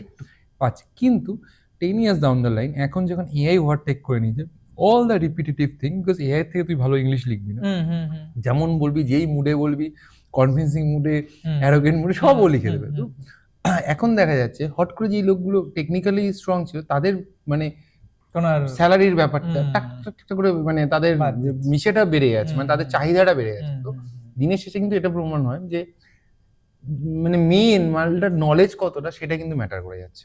এবার টেকনিক্যাল নলেজ না, অ্যাস্থেটিক নলেজ, মানে যেটা টেকনিক্যালি আমি জানি না যে কোন লগে সেট করতে হচ্ছে, আর যে লোকটা জানে যে আচ্ছা আমি এইটা কম্পোজিশন রুল জানি না কিন্তু আমি জানি এইভাবে কম্পোজিশন করলে ভালো লাগবে, সে কিন্তু লং রানে বেরিয়ে যাবে। Creativity supportive it's a tool that can enhance your creativity, but it can not be your creative, it can not define your creativity. মানে কিছু লোকের পয়েন্ট হচ্ছে, ধরো যে আমরা যেমন লগ জানলাম ওর একটুখানি ঠিকঠাক জানলাম যে আমার কোন প্রোফাইল আমি করলে আমি এই কাজটাকে বার করতে পারবো, কি ওয়েদার কি। কিছু লোকের পয়েন্ট অফ ভিউ যে লেন্সের ভেতরে এলিমেন্ট গুলো কতটা রয়েছে সেটাও জানা। সেদিন আমি কি করবো, সেটা কিন্তু আমি কিছু করবো না। দেন সেন্সরটার অ্যাকচুয়াল কত সাইজ, কত মেগাপিক্সেল, 1080p তে কত এমবি হয়। তো এই পরীক্ষায় তো এই কোশ্চেনটা আসবে না, এটা জেনে কি করবো? এইটাই বক্তব্য। আমি বাইকটা চালাতে জানার সময় আমি জানলাম ক্লাচ ব্রেক রিয়ার, এবার টায়ারটা কি সেই লেভেলের টেকনিক্যাল থিং, তাহলে তো আমি বলবো it is of no use. লোকেদের বক্তব্য হচ্ছে আমি তাহলে এতক্ষণ যে এক্সাম্পলটা দিয়েছি that is in another note. আমি ভাবছিলাম যে কেউ একটা ফটোশপ জানে সেটা তার টুল, বাট সেটা বলছেন তুই যদি বলিস যে আমি সেন্সেসাইজ কত জানি আমি, তাহলে তো লোকেদের পয়েন্ট। আমি তো বলছি সিম্পল এক্সাম্পলে, ধরো আমি বাইক চালাচ্ছি, আমি ক্লাচ ব্রেক রিয়ার জানি, টুকটাক জিনিসপত্র জানি, বাট লোকেদের পয়েন্টটা হচ্ছে যে না, টায়ারটা যে মেটেরিয়াল দিয়ে তৈরি হয় ওই মেটেরিয়ালটা কি। ও মানে তুই বলতে চাইছিস যে আমি একটা পেইন্টার, আমি পেইন্টিং করছি, আমাকে জানতে হবে তুলিটা কোন গরুর লেজ দিয়ে তৈরি। Exactly that is not the point. I don't think কি ওটা আমি যেহেতু আমি কন্টেন্ট ম্যানেজার বা 2-4টে লোক চিনে, 2-4টে লোকের সাথে এরকম দেখা হয়, কেউ কাউর ভাবভঙ্গিতে প্রকাশ পায় যেহেতু তারা টেকনিক্যালি জানে বেশি, যেহেতু তারা কোম্পানির লোক, তার কাজই ওটা, তো অবভিয়াসলি সে বেশি জানবে। আমার কাজ তো একটা কোম্পানির একটা ডিভাইসকে জানা না, আমার কাছে একটা ডিভাইস আছে, আমি জেনে কি করব। মূল কথা হচ্ছে আমি জেনে কি করব, that is not part of my business. I am not a sales person. What I am doing, আমি আর্টিস্ট, আমি ক্রিয়েটিভ ওয়ার্ল্ডে আছি, আমি কম্পোজিশনটা বেটার জানি, আমি লাইক কিভাবে তুললে কোন লাইটটাতে বেটার ওয়ার্ক করবে সেটা জানি, দ্যাটস সাফিশিয়েন্ট। আমি কালার হুইলটা জানি, that is sufficient. I don't need to know কি আমি আমাকে কোন লেন্সের ট্রিটমেন্ট করতে হবে, কোন সাবজেক্টে সেটা জানি, বাট লেন্সের এলিমেন্ট কি আছে সেটা দিয়ে, এই লেন্সে এটার কোয়ালিটিতে এটা ভালো হয় কিনা খারাপ হয়, মানে ডাজন্ট মেক এনি সেন্স। মানে যারা, আমি মানে সিরিয়াসলি বলছি, এটা সত্যি কোনো ভাবেই জাস্টিফাইড।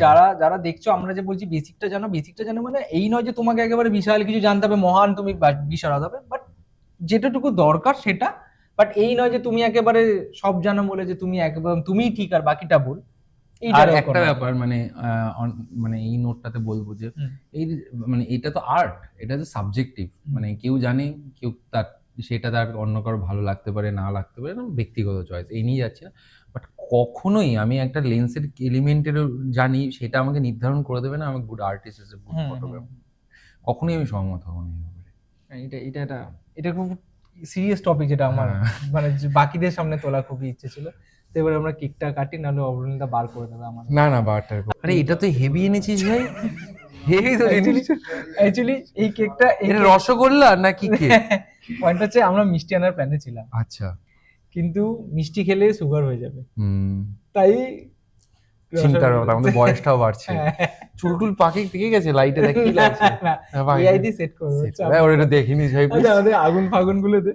30 বছর বয়সের পরে জন্মদিনটা না আস্তে আস্তে দুঃখ দেওয়া শেখাবে। আগে ওর জন্মদিনে একটা এক্সাইটমেন্ট ছিল, এখন না বুঝিয়ে দেবে যে তুমি বুড়ো হচ্ছ, তোমাকে এটা মানতে হবে, পার্ট অফ লাইফ। এটা হচ্ছে ব্যাপারটা। বাট সিরিয়াসলি আজকে জন্মদিনের দিন শুট করছি, এটা একটা আলাদা ব্যাপার। সেটাই আমাদের। তোমার কি এটা ফার্স্ট পডকাস্ট? আর না, ফার্স্ট। আচ্ছা। তাহলে ভালো। এর আগে একদম ছোট মোটো ইন্টারভিউ হয়েছে, বাট এত সুন্দর খোলামেলা কথাবার্তা যেটা মানে বি মাইসেলফ হয়ে বলতে পারছি হ্যাঁ। তাকে, এটা Truly, বাহ, তুই খুব ভালো ব্যাপারটা করছিস, সত্যি বলছি। বাট পডকাস্ট গেমটা আমাদের এখানে what I photograph- like about you, তোর সেন্স অফ হিউমারটা কারেক্টলি ওয়ার্ক করছে, ঠিক আছে, মানে বলতে গেলে আমার সেন্স অফ হিউমারটাকে ম্যাচ করছে। আরে না এ ভগবান। না, আচ্ছা আমাদের এখানে হ্যাপি বার্থডে গান গাওয়ার মতন তো কেউ নেই, বাট একটা একটা বিজিএম চালিয়ে দিস বরঞ্চ, ঠিক আছে? Happy thank you, birthday. But thank you so much. আশা করবো জানো তুমি এটা একটু, হ্যাঁ আচ্ছা আশা করবো তুমি জানো আরো অনেক বড় ফটোগ্রাফার হও, তোমার কাছে যেন আরো অনেক ব্র্যান্ডস আছে, আর তার থেকে একটা দুটো ক্যামেরা তুমি আমাকেও দাও। আমি যেন একটা ডিরেক্টর হতে পারি। এই নে। আচ্ছা এটা আমাকে তোমার খাওয়ানো উচিত না দাদা? আচ্ছা, হ্যাঁ ডিরেক্টর হলে আমি অ্যাসিস্ট্যান্ট হতে পারি। যাই অ্যাসিস্ট্যান্ট তুই মানে ডিওপি হয়ে যাস। না না আমি বলছি ফ্লোরে ঝাড় দেওয়ার জন্য আমার না, ডাকলে আমি এরকম খুশি কেন আছি। বলছিস? ভালো ব্যাপারটা। আর ঠিক আছে আপনি না না, আরেকটু করে যাওয়াটা ভালো দেখাচ্ছে। Thank you. আমাদের কেক ফেক খাওয়া হলো এইমাত্র, জাস্ট কেকের কথায় মাথায় আসছে যে এই যে ফেক ফলোয়ার্স, ও মাই গড, সেটাকে তুমি কিভাবে করতে চাও? যে তোমরা কেক খেলাম তো একটু ফেক ফলোয়ার্স নিয়ে কথা হলে। এই বিষয়ে কথা বলতে গিয়ে আমি ছোটবেলায় তোমাকে সরি আবার কাট করছি, একটা জাস্ট বলে রাখি, আমি যবে থেকে রিসেন্ট ডেজে কন্টেন্ট বানাচ্ছি তবে থেকে খেটে খেটে খেটে আজ আমার 12,000 হয়েছে। হ্যাঁ, কিছু নতুন ক্রিয়েটার আছে তারা 3 থেকে 4 মাসে 12,000 হয়ে গেছে। এইবারে তুমি বলো এই ফেক ফলোয়ার্সটাকে বা যারা এই করছে বিষয়ে- তাদের কি বলতে চাও? এই বিষয়ে আমার একটা কথা মনে পড়ে গেল। সেটা হলো ছোটবেলা একটা গল্প পড়েছিলিস, সেই যে ছিল একটা কাক, তার গায়ের রং ছিল কালো, হুম। তারপর সে ভাবলো হতে হবে আমায় ভালো, তার জন্য কি করলো যে ওই ময়ূরের পুচ্ছটা অ্যাড করে দিল, বাট ইভেনচুয়ালি সেই কাকটা কিন্তু এতদিন পরে ময়ূর হয়ে উঠতে পারেনি। সো এই গল্পটার একটা বর্তমানের পরিপ্রেক্ষিতে দেখতে গেলে এই ফেক ফলোয়ারের ব্যাপারটা, তুমি ফেক ফলোয়ার নিয়ে নাও, লোকজনকে দেখাও, এদিকে ভিউ আসছে 2,000টা 1,000টা হুম, 500টা, সো দ্যাট ডাজেন্ট ওয়ার্ক ভাই। তো ওই ফলোয়ার্স দিয়ে প্রথমত এখনকার দিনে অ্যালগোরিদম এরকম হয়ে গেছে, আই হ্যাভ সিন যে লোকজনে 2,000 ফলোয়ার 1,000 ফলোয়ার নিয়েও রিচ পাঠিয়ে দিচ্ছে, ঠিক আছে? So that doesn't matter. তারপরেও যদি মনে হয় যে ওটা ম্যাটার করছে, তার জন্য ফেক ফলোয়ার গঠন করাটা মনে হচ্ছে না খুব একটা বুদ্ধি। মানে আমিও দেখেছি এরকম বহু লোকজনকে, দিদা আরে ফেক ফলোয়ার নিয়ে নিচ্ছে, এই করে দিচ্ছে, জাস্টিফাইড না ভাই। এইভাবে শর্টকাট মানে এগেইন মানে মেন্টালিটিটাই বাজে। হলো এই শর্টকাট ফটোগ্রাফি, লাভ হচ্ছে না, লাভ তো হচ্ছে না। মিলিয়ন উল্টো আমি যতটা জানি যাদের ফেক ফলোয়ার থাকে তাদের রিচ কমে যায়, ঠিক আছে? হুম, এটা কিন্তু মানে আদার ওয়ে খারাপই হচ্ছে, হুম, মানে এটা কিন্তু একটা বেনিফিট হচ্ছে না, অ্যালগোরিদমটাই ক্র্যাক করবে। তো দেখছি যে এত ফলোয়ার তাদের কাছে রিচ হচ্ছে না, বিকজ ওগুলো ডেট প্রোফাইল। ওই জায়গায় দাঁড়িয়ে দেখুন লাভ তো হচ্ছে না, উল্টো ফলো মানে খারাপই হচ্ছে। তো আমি বলবো যে এইসব করে লাভ নেই ভাই, শর্টকাট বলে কিছু হয় না ভাই। খাটো স্ট্রাগলটা খাটো খুব struggle দরকার। করতে হয়। ভাই তুই যখনই তুমি একটা শর্টকাট একটা স্মুথ ব্যাপারের দিকে যাওয়ার চেষ্টা করবে শর্টকাট মেরে, তখনই ভাববে যে আমার ডেস্টিনেশনটা ঠিক, ভুল জায়গায় যাচ্ছে। খাটনিটা মানে খাটনিটা- জানাটা আর প্রসেসটার প্রসেসটা, হ্যাঁ এক্স্যাক্টলি। আর প্রসেসের কথা তুমি আমায় বলো, তুমি যখন কোনো ছবি তোলো হ্যাঁ। তখন তোমার মাথায় কি চলে, কি প্রসেস হয়? আর তোমার মানে তুমি তো এত ভালো ভালো কাজ করেছো, কিভাবে তোমার কি হয় ফার্স্ট 0 to বেসিক্যালি আমি যেভাবে শুরু করি, আমি না মানে অলওয়েজ, এখন তো আমি মেনলি ভিডিওতে কাজ করছি, আগে ফটোগ্রাফিতে প্রচুর যখন এরকম স্টোরি টেলিং করতাম, যে জিনিসটা আমি প্রি প্রোডাকশনটাতে অনেকটা সময় দিতাম। প্রি প্রোডাকশনটা বলতে কোথায় শ্যুট করবো সেই জায়গাটা রেডি করা থেকে কী ড্রেসে শ্যুট হবে, বা স্টোরিটার জন্য কোন শটে কোন ফোকাল লেন্থটা ইউজ হবে, অ্যান্ড অলসো কোন ক্যারেক্টারটাকে ভালো লাগবে, তার কি ড্রেস হবে, মেকআপ হবে, এভরিথিং। মানে পুরো জিনিসটাকে আগে থেকে একটা প্রি প্রোডাকশনে আমার কাছে ক্লিয়ার থাকবে যে এই জিনিসটা আমি প্রোডাকশনের পর দেখতে চাইছি, প্রি প্রোডাকশনে রেডি। স্টোরি বোর্ডিং করাটা মানে ভীষণ ইম্পর্টেন্ট। স্টোরি বোর্ডিং না করলে ওই শুটে গিয়ে হাতড়ানো ব্যাপারটা আমার পছন্দ না। আর যেহেতু আমি একটা এমএনসি কোম্পানিতে জব করি, তো তার জন্য আমার একটা ওয়ার্ক হ্যাবিট আছে, একটা ওয়ার্ক ফ্লো আছে, যে প্রপার ওয়ার্ক ফ্লো প্রসেসের মধ্যে দিয়ে গিয়েই আমি অ্যাচিভ করতে চাই। এরকম না যে যা হচ্ছে দেখে নেবো, স্টেজে গিয়ে মেরে দেবো, ওই জিনিসটাতে আমি খুব একটা বিশ্বাসী। আচ্ছা, আর তোমার এই ছবি তোলাতে তোমার কাছে সবচেয়ে তোমার কাছের বা ইম্পর্টেন্ট ছবি বা যেইটা তুমি আমি বলবো বলবো যে যে অনেকগুলোই আছে, কৃষ্ণরাধা যে সিরিজটা, হুম, ওটা তো ওটা আমাকে তো লাইফে একটা নতুন রিকগনিশন দিয়েছে। হুম। তাছাড়াও একটা সিরিজ ছিল যেখানে একজন মানে একটা কম্পিটিশন হয়েছিল, টপ 56,000 ফটোগ্রাফার সে বছর পার্টিসিপেট করেছিল, টপ 10 কে ওরা নিয়ে গেছিল। তো ওরা নিয়ে গেছিল হচ্ছে কেরালাতে, লাইভ কম্পিটিশন, সেখানে আমি জিতেছিলাম।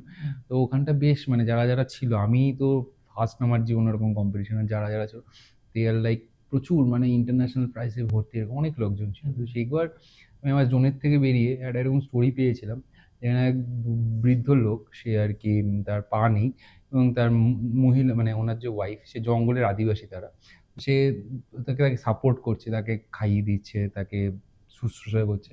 অ্যান্ড মানে লিটারালি আমরা ওই ট্রেকটা করতে করতে এক জায়গায় হারিয়ে গেছিলাম, আমি আমার একটা ভাই ছিল, 10 জনের মধ্যে আমরা 2জন হারিয়ে গেছিলাম। তো গিয়ে কোনোভাবে ওই একটা জায়গায় গিয়ে মানে পৌঁছেছিলাম, এবং ওই ছবিগুলো যেগুলো পেয়েছিলাম, that was one of the best I have captured, মানে রিয়েল টাইমে। আর রঘুরাই স্যার উনি যাচ্ছিলেন, আমি জিতেছিলাম কম্পিটিশনটা। তো ওটা একটা আমার কাছে খুব ভালো প্রিয় একটা জায়গা, বিকজ ওখানে র ইমোশনস পেয়েছিলাম, মানে আনএক্সপেক্টেড ওয়েতে পেয়েছিলাম। আর তাছাড়া যে আমি ফটো স্টোরিগুলো তৈরি করে, আমার ওয়ার্কিং স্টাইলটা ইজ মোর অফ লাইক, আমি পুরো পৃথিবীটাকে, জগৎটাকে তৈরি করতে ভালোবাসি। মানে ওইখানে যে কি ড্রেস হবে, কোথা থেকে কি লাইট পড়বে, কি মানে সব কিছুই কন্ট্রোল এনভায়রনমেন্টে। তো ওটা ওই ওই সিরিজগুলোর উপর দেখতে গেলে আমার মানে বেশ কিছু রিসেন্ট ভিডিও খুব ভালো লাগে। তাছাড়া আগের আমি দুর্গা ঠাকুরের একটা শ্যুট করেছেন, যেই আইডলটা এখনো এয়ারপোর্টে রাখা আছে। বাহ, আচ্ছা।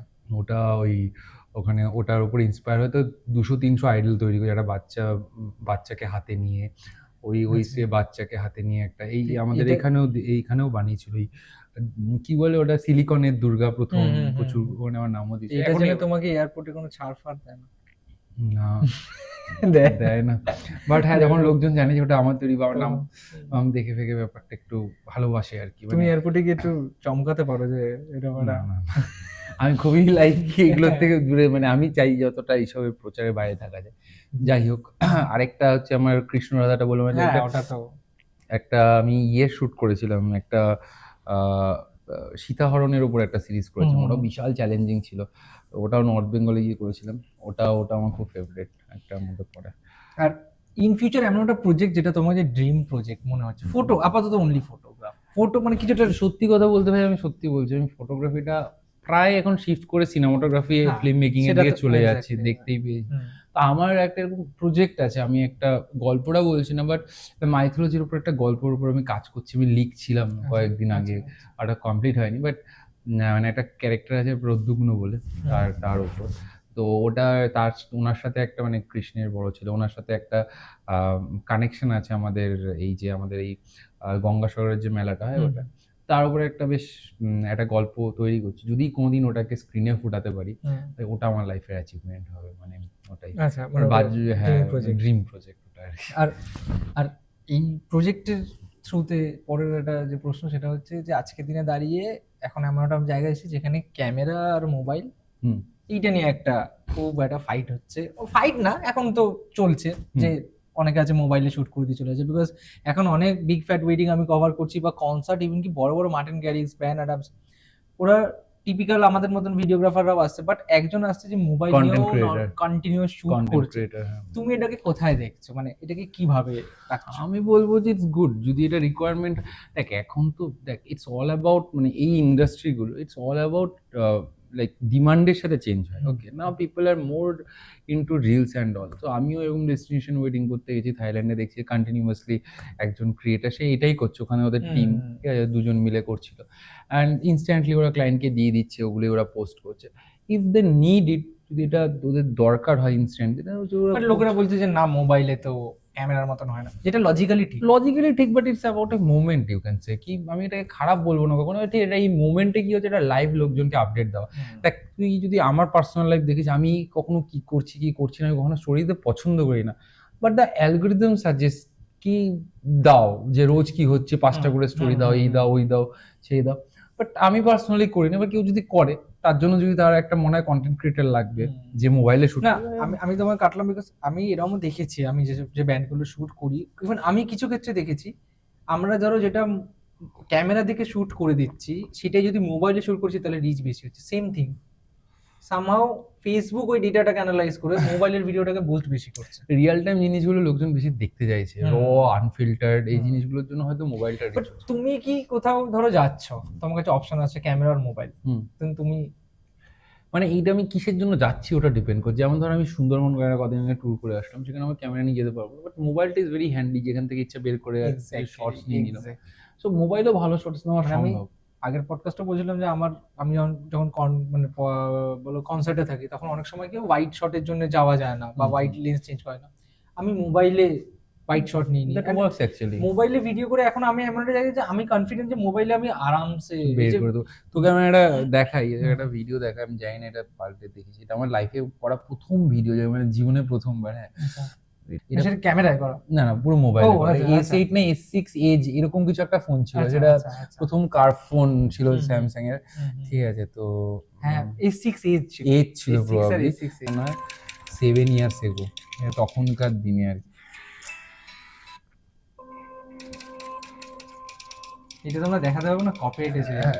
তোমরা চ্যানেলে কি দেখে নেবে, লিংক দেবে। হ্যাঁ মানে সেটা এখানে প্রচুর আর কি, পুরো শর্টটাই মোবাইল নিয়ে করেছিলাম এখানে। যাই হোক, দেখি সেখানে প্রচুর ভালো ভালো শর্টস, একদম প্রথম যুগে, তখনকার দিনে মোবাইলে এই ব্যাপারটা, তখনকার দিনে মোবাইলে তো এখনকার দিনে অর্ধেক লোকের ক্যামেরার থেকে বেশি ভালো কাজ করছে, সেটাই। তো মোবাইলে আমি প্রচুর কাজ করছি, এই কাজটাও আমি মোবাইলে করেছিলাম। এইটারও একটা গল্প আছে, পরে এই গানটা একটা বাংলাদেশের ফিল্মে ইউজ হয়েছে, আমরা এমনি তৈরি করেছিলাম লিরিক্স দিয়ে। ভাই এগুলো মোবাইলের ওই এজ, আর একটা গিম্বেল ছিল, অনেক আগেকার ঘটনা। মানে মোবাইলটা তোমার কাছে মানে গুড করা যেতে পারে। হ্যাঁ, প্রচুর অনেকে মানে এখন যেমন একটা সময় ছিল যখন ডিএসএলআর থেকে মিররলেস হলো, না মিররলেস এটা কোনো জিনিস, বাট এখন সবাই মিররলেস। দেন এখন মোবাইলটাকেও নিয়ে লোকেরা আরে মোবাইলে কি কাজ হয় না। আমি আইপ্যাড কিনেছি, এবার মোবাইলে আমি ইচ্ছে করে মোবাইল, যেমন ভিভোর একটা কন্টেস্ট করতে পারি, আমি বলছি কন্টেস্টটা কিসের উপর, বলছে মোবাইলেরই শুটের উপর। আমি তাহলে আমি ওটি করবো, সেটাই অবভিয়াসলি, কেন লোকে মানে ওই জায়গাটাতে মানে তুমি তাহলে মোবাইলের সাপোর্টে, মানে এই নয় যে একদমই না মোবাইল চলে যাও না না ভাই, মোবাইল অনেক জায়গায় বাঁচিয়েছে, যেরকম আল্ট্রা ওয়াইড কেসটা বললি, এইসব আমার ক্ষেত্রে হয়েছে। আমি তো মোবাইলে খুব হয়েছে, সুইচ করো কাজ হয়ে যায়। হ্যাঁ, বড় ব্যাপারটা ছবিতে কি, ছবিতে না ভিডিওর জন্য হ্যাঁ। কেন বলছি, ইনস্ট্যান্ট তুই এডিট করে ফেললি কিছু একটা, এবং ওই অ্যাক্সেস করা ওই সব জিনিসের ঝামেলা নেই, ইনস্ট্যান্ট করলি করে শেষ করো। আমি যখন এডিট করি প্রিমিয়ারে, যখন এই ভিডিওগুলো ব্যান্ডের এত ক্যালকুলেট করে এই করো, মানে ক্যাপকাটে বিল্ট ইন এফেক্ট, ও নিজে বিট বুঝে অ্যানালাইজ করো, নিজেই বসিয়ে দেবে যে তাহলে আর কত টাইম সেভিং, কতটা টাইম সেভিং আলাদা। আই অ্যাপ্রিসিয়েট, মানে সময়ের সাথে সাথে একটা কথা বলতে পারি, যদি টেকনোলজিকে আমার শত্রু ভাবি, যে ভাবি যে না এটা আমি কিছুতেই অ্যাডাপ্ট করবো না, মানে পৃথিবীর সবচেয়ে বড় সত্যটা হচ্ছে চেঞ্জ, এবং এই চেঞ্জের সাথে নিজেকে অ্যাডাপ্ট করতে হবে, এবং যে অ্যাডাপ্ট করতে পারবে না বিবর্তনের পথে সে হারিয়ে যাবে। এই কারণে আমার মনে হয় টিম চেঞ্জটাকে অ্যাডাপ্ট করতে পারছে না, যে আজকে দিন আসবে বুঝতে পারছি না কি আসছে, বাট মানে আমি একটুকু বলতে পারি সার্বিকভাবে লোকজনের অবনতি হয়েছে ভাই। এটা তো হয়েছে, মেন্টালিটি বল, তারপরে মেইন যেটা হচ্ছে স্কুলগুলোর জন্য আমি রেডি ফিল করি, আমার নিজের স্কুলের কথা। স্কুল তো এখন নেই, শুধু তুমি দেখো ওখানে কমপ্লেক্স আছে, আর মানে শিক্ষাটা ব্যাপারটা হয়ে গেছে একটা লাক্সারির মধ্যে। আমাদের স্কুলের স্যার উদম পেদাতো, কেন পড়া করিনি, গার্জেন কর। এখন যে ছেলেগুলো যে তুমি দেখবে, তুমি স্কুলের বাইরে দেখবে, দেখে মনে পড়ে একটা ছেলেরা লক্কা পায়রা। গভর্নমেন্ট স্কুল শেষ। আমাদের স্যার ধুতি পরে আসতেন, একটা ডাক দিলে না মানে দাঁড়িয়ে তো বিআরটি হাই স্কুলে, মানে এরকম। আমাদের একটা হিন্দি স্যার ছিল, ওর নাম মিশ্রবাবু ছিল, ও 3টে স্কেলকে এক জায়গায় করতো কাঠের, পুরো ওটা দিয়ে পেদাচ্ছে। আর বাড়ির লোক গিয়ে আমাকে ডেকেছে, ডেকে বাড়ির লোক গিয়ে বলেছে যে বাড়ির লোককে যে ওকে মেরেছে বা এরকম সামথিং। আমি বললাম আমার পরে উল্টে কি বলছি, ওকে আরো মারুন। আমাদের যুগে এরকমই ছিল, আবার মারছে যে শুধু না, মেরে খাওয়াচ্ছে। স্যার খাইয়েছে, মানে আমার একটা স্যার ছিল কোচিং করতাম, সে বাড়ি থেকে ডেকে নিয়ে গেছে, কেন আমি পড়তে যাচ্ছি না দুদিন ধরে। আমি বাড়ি থেকে গেছিলিস তুই? বাড়িতে শুয়ে পড়ে আছি, ইচ্ছে করে পড়তে যাবো না, পাড়ার কোচিং এ স্যার, সে বাড়ি থেকে ডেকে নিয়ে গেছে, নিয়ে গিয়ে প্রথমে পি দিয়েছে, তারপর আবার লুচি আর পটল ভাজা খাইয়েছে। এবার আমি পটল ভাজার সাথে লুচি, এটা কম্বিনেশন, বাট ঠিক আছে সিরিয়াসলি এটা এরকম হয়েছে, মানে এরকম ফেস করেছে। না আজকালকার দিনে এডুকেশন জাস্ট শেষ হয়ে গেছে। মানুষ গুরুকে শিক্ষা দিতে পারে না, ঠিক আছে, এর কাছ থেকেও শিখা। আমি সিম্পল এক্সাম্পল বলি, এটা তো রোজই আমাদের সবার লাইফে কাউকে মানে তুই শিখাচ্ছিস, কিছু করছিস, কয়েকদিন পরে সেই তোর ব্যাপারে বাজে কথা বলে, ভেরি কমন। আর তার চেয়ে বড় আজকের দিনে একটা বড় যেটা ইস্যু বলছিল যে দুদিন কেউ কাজ করতে না করতেই সে নিজের একটা টিম ফর্ম করে নিল, সে একটা গ্রুপ ফর্ম করে রেডি হয়ে গেল। রক্ত বীজ কনসেপ্ট। এক্স্যাক্টলি, মানে এরপরে ওয়েডিং এ 3-4টে টিম আসবে, Team আসবে। তারাই আসবে, মানে 3-4টে টিম Exactly. একজন একজন করে, একজন মানে করে এইরকম আসবে। একটা পরিস্থিতি আমাদের এই এটাই, মানুষ একত্রিত হয়ে একটা সামগ্রিকভাবে গ্রো করার চেষ্টা করে না, গন্ডগোলটাই সেখানে। সবাইকে যদি মানে ধর বুঝতে হবে এটা একটা কমিউনিটি, আমাকে গ্রো করতে হবে একসাথে। হ্যাঁ, আমি করলে শীঘ্রই হারিয়ে তাই যাবো। আমরা একটু আমি তো একটু আমরা পলিটিক্যাল দিকে চলে গেলাম, হ্যাঁ। আমরা সরে যাচ্ছি আবার অন্যদিকে। হ্যাঁ, তো আর আচ্ছা, এবারে তুমি বলো, তুমি এই যে এত কাজ করো, তোমার ক্রিয়েটিভ ব্লগ হলে তুমি কিরকম করো, কি করো? ক্রিয়েটিভ ব্লক ক্রিয়েটিভ ব্লগে মানে এরকম না, মানে হয়েছে না, হয়নি। না, মানে ব্যাপারটা কি বলতো, আমি না একটুতে খুব বোর হয়ে যাই। মানে কি বলতো, আমি যদি একই জিনিস দুবার করে ফেলি আমার আর ভাল লাগে না। তো আমি কন্টিনিউয়াসলি নিজেকে এই জিনিসটাকে মানে নতুনের মধ্যে রাখি, রোজ নতুন কিছু লাইট, নতুন কিছু লেন্সিং বা নতুন কিছু ফ্রেম, অলওয়েজ নতুন কিছু করতে থাকে। এই জন্য আমার ক্রিয়েটিভ ব্লগিংটা বা বোরিংনেসটা আমার মানে একে অপরের সাথে সম্পর্কিত, তো এই দুটো জিনিসই আমার আসে না। তো আমার জীবন পথে একবারই আমি 2-3 মাসের জন্য ফটোগ্রাফি ছেড়েছিলাম, তাও একটা এক্সটার্নাল টক্সিক প্রেসারে, you know what I mean. But ওই 3-4 মাস আমার মনে হচ্ছিল আমার বেঁচে থাকাটা মানে কোনো মিন করছে না। মানে আমি লাইফে পুরো ওই এমলেস হয়ে পড়া, মনে হয় না যে কি করছি, কিসের জন্য আছি, ওরকম ব্যাপার হয়েছে। বাট হ্যাঁ, ওই ওই বাজে সময়টা এবং সবকিছু কাটিয়ে আসতে পেরেছি ভগবান এবং মানুষের ভালোবাসার জন্য, এটাই। আর আমি আরেকটা কথা বলবো, না বলিনি, যখনই আমার জীবনে খারাপ সময় এসছে, খুব ডিপ্রেস, কোনো কারণে খুব ডাউন, তখন আমাকে যদি কিছু রিলিফ দিয়ে থাকে, নতুন একটা ফটো সিরিজ, নতুন একটা কনসেপ্ট, নতুন একটা কিছু, মানে এই যে আমার কি বলবো, এটা তো আমার আর্ট অফ মাই এক্সপ্রেশন, তো ওই জিনিসটাই আমাকে রিলিফ দিয়েছে অলওয়েজ। মানে একটা জিনিস আমি বিশ্বাস করি যে নিজের ভালো থাকাটা কারো উপর ডিপেন্ডেন্ট হলে হবে না। মানে specially from my all past experiences I have been through, তার দিক দিয়ে বলবো যে কখনই কারো উপর ডিপেন্ডেন্ট যাতে না থাকে তোমার ভালোবাসাটা। তো সেই জায়গাটায় আমি কিছু একটা নিজে করতে পারি, সেই জিনিসটা থেকে যদি ভালোবাসাটা আসে বা ভালো থাকাটা আসে, মানে ওটা ভালো আর কি। মানে আমার ক্ষেত্রে যেমন ফটোগ্রাফি, আমি যখনই ফটোগ্রাফি করি আমি রিফ্রেশড, আই এম লাইক আমার ভালোবাসাটা ফটোগ্রাফির উপর ডিপেন্ডেন্ট এবং ফটোগ্রাফিটা আমার উপর ডিপেন্ডেন্ট। সো ইটস লাইক আমার ভালোবাসাটা আমার উপর ডিপেন্ডেন্ট। আর আমাকে আরেকটা বলা হচ্ছে যে তুমি এই যে নিউ জেনারেশন আসছে, হ্যাঁ। এই নিউ জেনারেশনকে তুমি কি একটা অ্যাডভাইস দিতে চাও বা কি ওয়েতে বলতে চাও? যে একটা কথা বলবো, যারা ফটোগ্রাফার তারা সিনেমাটোগ্রাফি শিখে ফেলো, ফিল্ম মেকিংটা শিখে ফেলো। ফটোগ্রাফিটা একটু স্যাচুরেটেড আছে, সিনেমাটোগ্রাফি, ফিল্ম মেকিংটা নেক্সট 10 ইয়ার্স তোমাকে ভালো একটা ফিউচার তৈরি করতে হেল্প করবে। আর ফোরমোস্ট থিং, যাই করো, ফটোগ্রাফি করো, সিনেমাটোগ্রাফি করো, ভিক্ষা করো, যাই করো, প্যাশনেটলি করো, যাতে আমি সেই জিনিসটাতে যেন বেস্ট হই। মানে আমি আজকে ভিখারি, মানে শিয়ালদা স্টেশনে দাঁড়িয়ে বলবো যে এই ভিখারিটার কাছে, মানে এই ভিখারিটা প্যাশনেট ভিখারি, মানে এই জেনুইন একটা জেনুইন ব্যাপারটা, জেনুইন রিয়েল ব্যাপারটা, রেল লাইনে শুয়ে গড়া হাত পা ধরে মানে দিকে দিতেই হবে, দিতেই হবে, বাস এই জায়গায় চলে যাবে। সেটাই, যা করবে প্যাশনেটলি 100% দিয়ে করবে, কেউ আটকাতে পারবে না, এটা ট্রু ফ্যাক্ট। আচ্ছা, এবার আমরা অলমোস্ট লাস্টের দিকে চলে এসেছি। একটা প্রশ্ন হচ্ছে যে তুমি যদি ফটোগ্রাফার না হতে তাহলে তুমি কি হতে? পেইন্টার হতাম। পেইন্টার। আমার একটা বড় স্টুডিও থাকতো, প্রচুর ক্যানভাস রাখা থাকতো, সারাদিন পেন্টিং করতাম। চুলদারি বড় হয়ে যাচ্ছে ওরকম না, নর্মালি মানে পেন্টিং করতাম, বিভিন্ন ধরনের অ্যাবস্ট্রাক্ট করতাম। এবং নট অনলি দ্যাট, মানে বিভিন্ন পেন্টার্সদের পেন্টিং ব্রেকডাউন করতাম, নতুন মানে কি বলবো, মানে মানে এক্সপ্লোর করতাম এই পুরো জিনিসটাকে। আমি বরাবরই রং, আলো এইসব নিয়ে থাকতে ভালোবাসি, তার মধ্যেই থাকতাম। তো আমি যদি ফটোগ্রাফার না হতাম, এবং ভবিষ্যতে আমার ইচ্ছা আছে একটা সময় গিয়ে এইসব থেকে দূরে গিয়ে একমাত্র মানে পেন্টিংটা নিয়ে সাধনা করা, ওই জায়গাটাতে মানে তোমার grow করা। ফেভারিট কোন পেইন্টার কিছুটা? আমার আমার মানে ওরকম ফেভারিট নেই। আমার রেনেসার টাইমে যে কোনো ইউরোপিয়ান পেইন্টার বল, আমার সবার ছবি ভালো লাগে। বাট হ্যাঁ, মানে আমার ওরকম কোনো ফেভারিট নেই, ঠিক আছে। ভ্যান গগ তো জানিসই, ঠিক আছে, তার স্টাইলটা ভালো লাগে, কালার প্যালেট, আর আমি যাচ্ছি না। বাট হ্যাঁ, যদি আমার লাইফে মনে হয় যে greatest of all time, the GOAT, তাহলে বলবো the Leonardo da Vinci. He is the man. ওর লাইফের প্রচুর জিনিস পড়াশোনা করেছি, মানে দেখেছি ওর প্রচুর পেন্টিংয়ের ব্রেকডাউন দেখেছি। মানে হি ইজ দ্য জিনিয়াস, মানে But সায়েন্স এবং আর্টটাকে লিওনার্দ- একই প্লেটে হ্যাঁ, এনেছে but ব্যাপারটা। মানে লিওনার্দোকে আমারও খুব ভালো লাগতো, বাট তারপরে আমি একটা আর্টিস্টের কথা বলবো, আমি জানি না তুমি দেখেছো কিনা, ওনার ছবি দেখার পর আমি লিওনার্দোকে মনে হয় না, যেন- লিওনার্দো দা ভিঞ্চিকে আমার ভালো লাগতো কেন বলতো, art not only for art, because ও এক জায়গায় শল্য চিকিৎসক, এক জায়গায় হ্যাঁ, ইঞ্জিনিয়ার, হ্যাঁ, এক হ্যাঁ। হি ইজ এ মাল্টি অনেক ট্যালেন্টেড গাই। হেলিকপ্টার বা হেলিকপ্টার, যুদ্ধাস্ত্র, হ্যাঁ, করে গেছে। ডিজাইন আমার দারুণ লেগেছে। দারুণ, মানে ওর লাইফটাই আমার ইন্সপায়ারিং, মানে আমিও Exactly. ওরকম চাই যে একটা জায়গা থেকে কি আর্ট এবং সায়েন্স মিলেমিশে একাকার হুম, হয়ে হুম, যাবে, হুম। এইটা একে অপরের পরিপূরক হবে। হুম, হুম। দ্যাট ইজ দ্য পার্ট যেখানে আমাকে উনি বিশাল ইন্সপায়ার করেন আর কি। বাট আমি লিওনার্দো দা ভিঞ্চির আঁকা খুবই ভালো লাগতো, বাট একটা আর্টিস্টের ছবি দেখার পর তুমি হয়তো চিনবে, আমার লিওনার্দোকে মনে হয় যে না, ওনার লিওনার্দোর থেকেও ভালো কেউ আছে। মমতা বন্দ্যোপাধ্যায় কিছু ছবি আছে যেগুলো বিক্রি করে নাকি না, সারদার তার টাকা। থেকে আরেকজন ভালো আর্টিস্ট, ওয়েলকাম দেখেছিস কি? ও মঞ্জু ভাই, এক্স্যাক্টলি।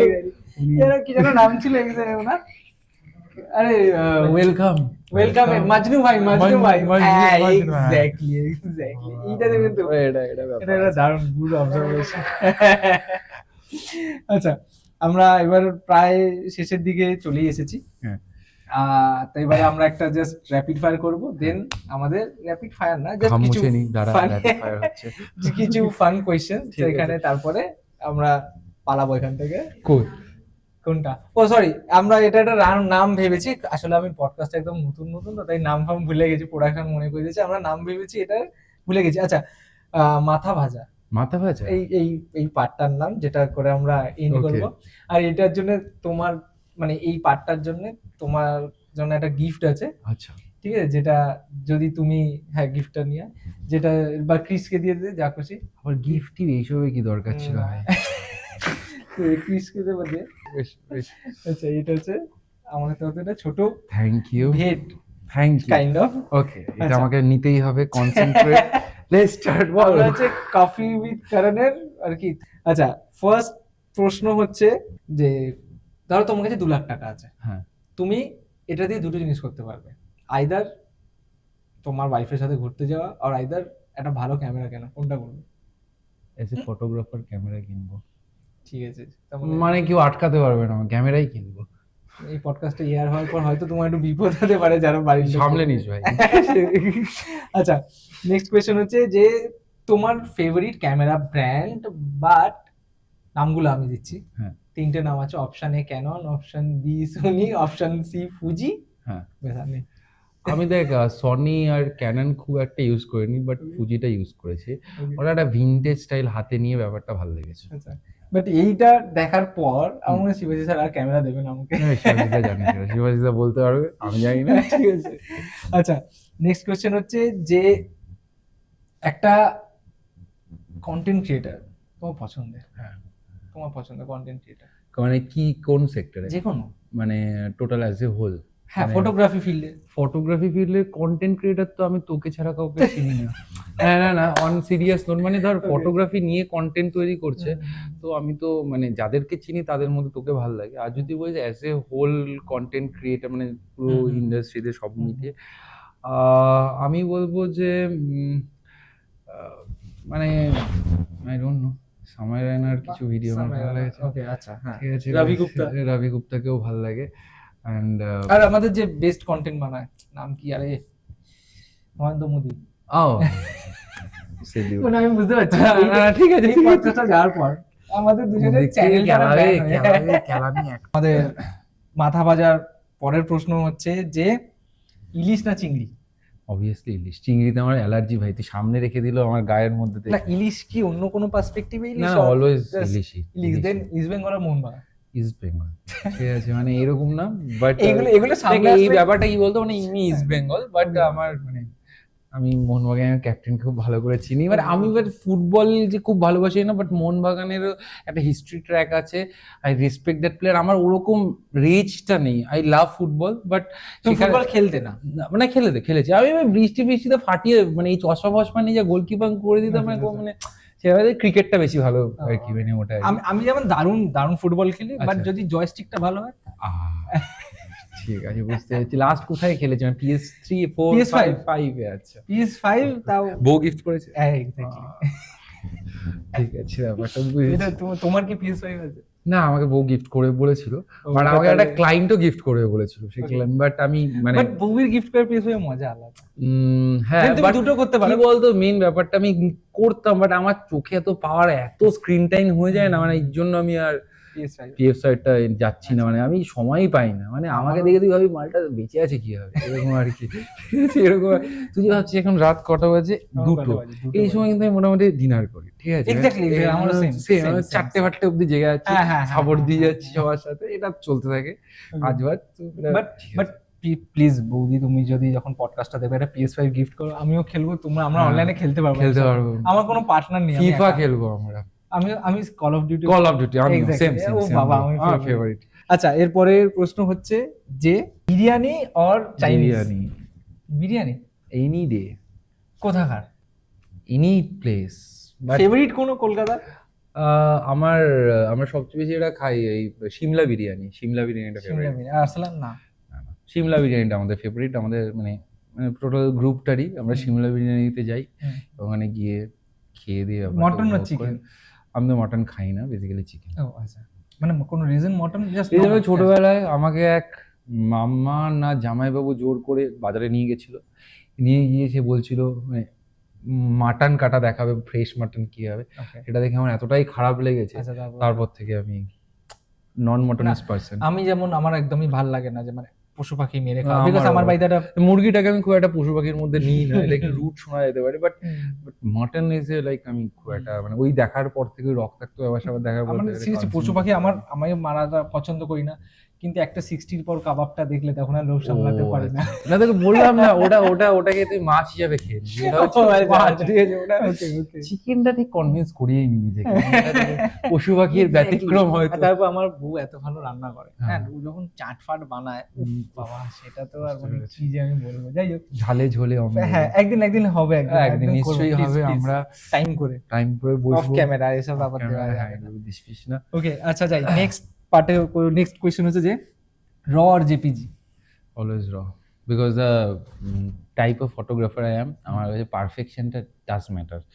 প্রত্যেকটা পিক্সেল টু পিক্সেল পেইন্টিং এর মতো করে আমি ডেভেলপ করি যখন আমি ছবি তুলি বা ছবিকে ডেভেলপ করি, তো সেখানে আমাকে রটা দরকার। আচ্ছা, আর কিছু লাস্ট কোয়েশ্চেন অলমোস্ট, যে এরকম কখনো হয়েছে আগে যে লেন্স ক্যাপ হারিয়ে গেছে, অন্য লেন্স ক্যাপ লাগিয়ে নিয়ে চলে এসেছো, বা ব্যাটারি পার্সেন্টেজ খারাপ হয়ে গেছে, অন্যের ব্যাটারি চেঞ্জ করে নিয়েছে?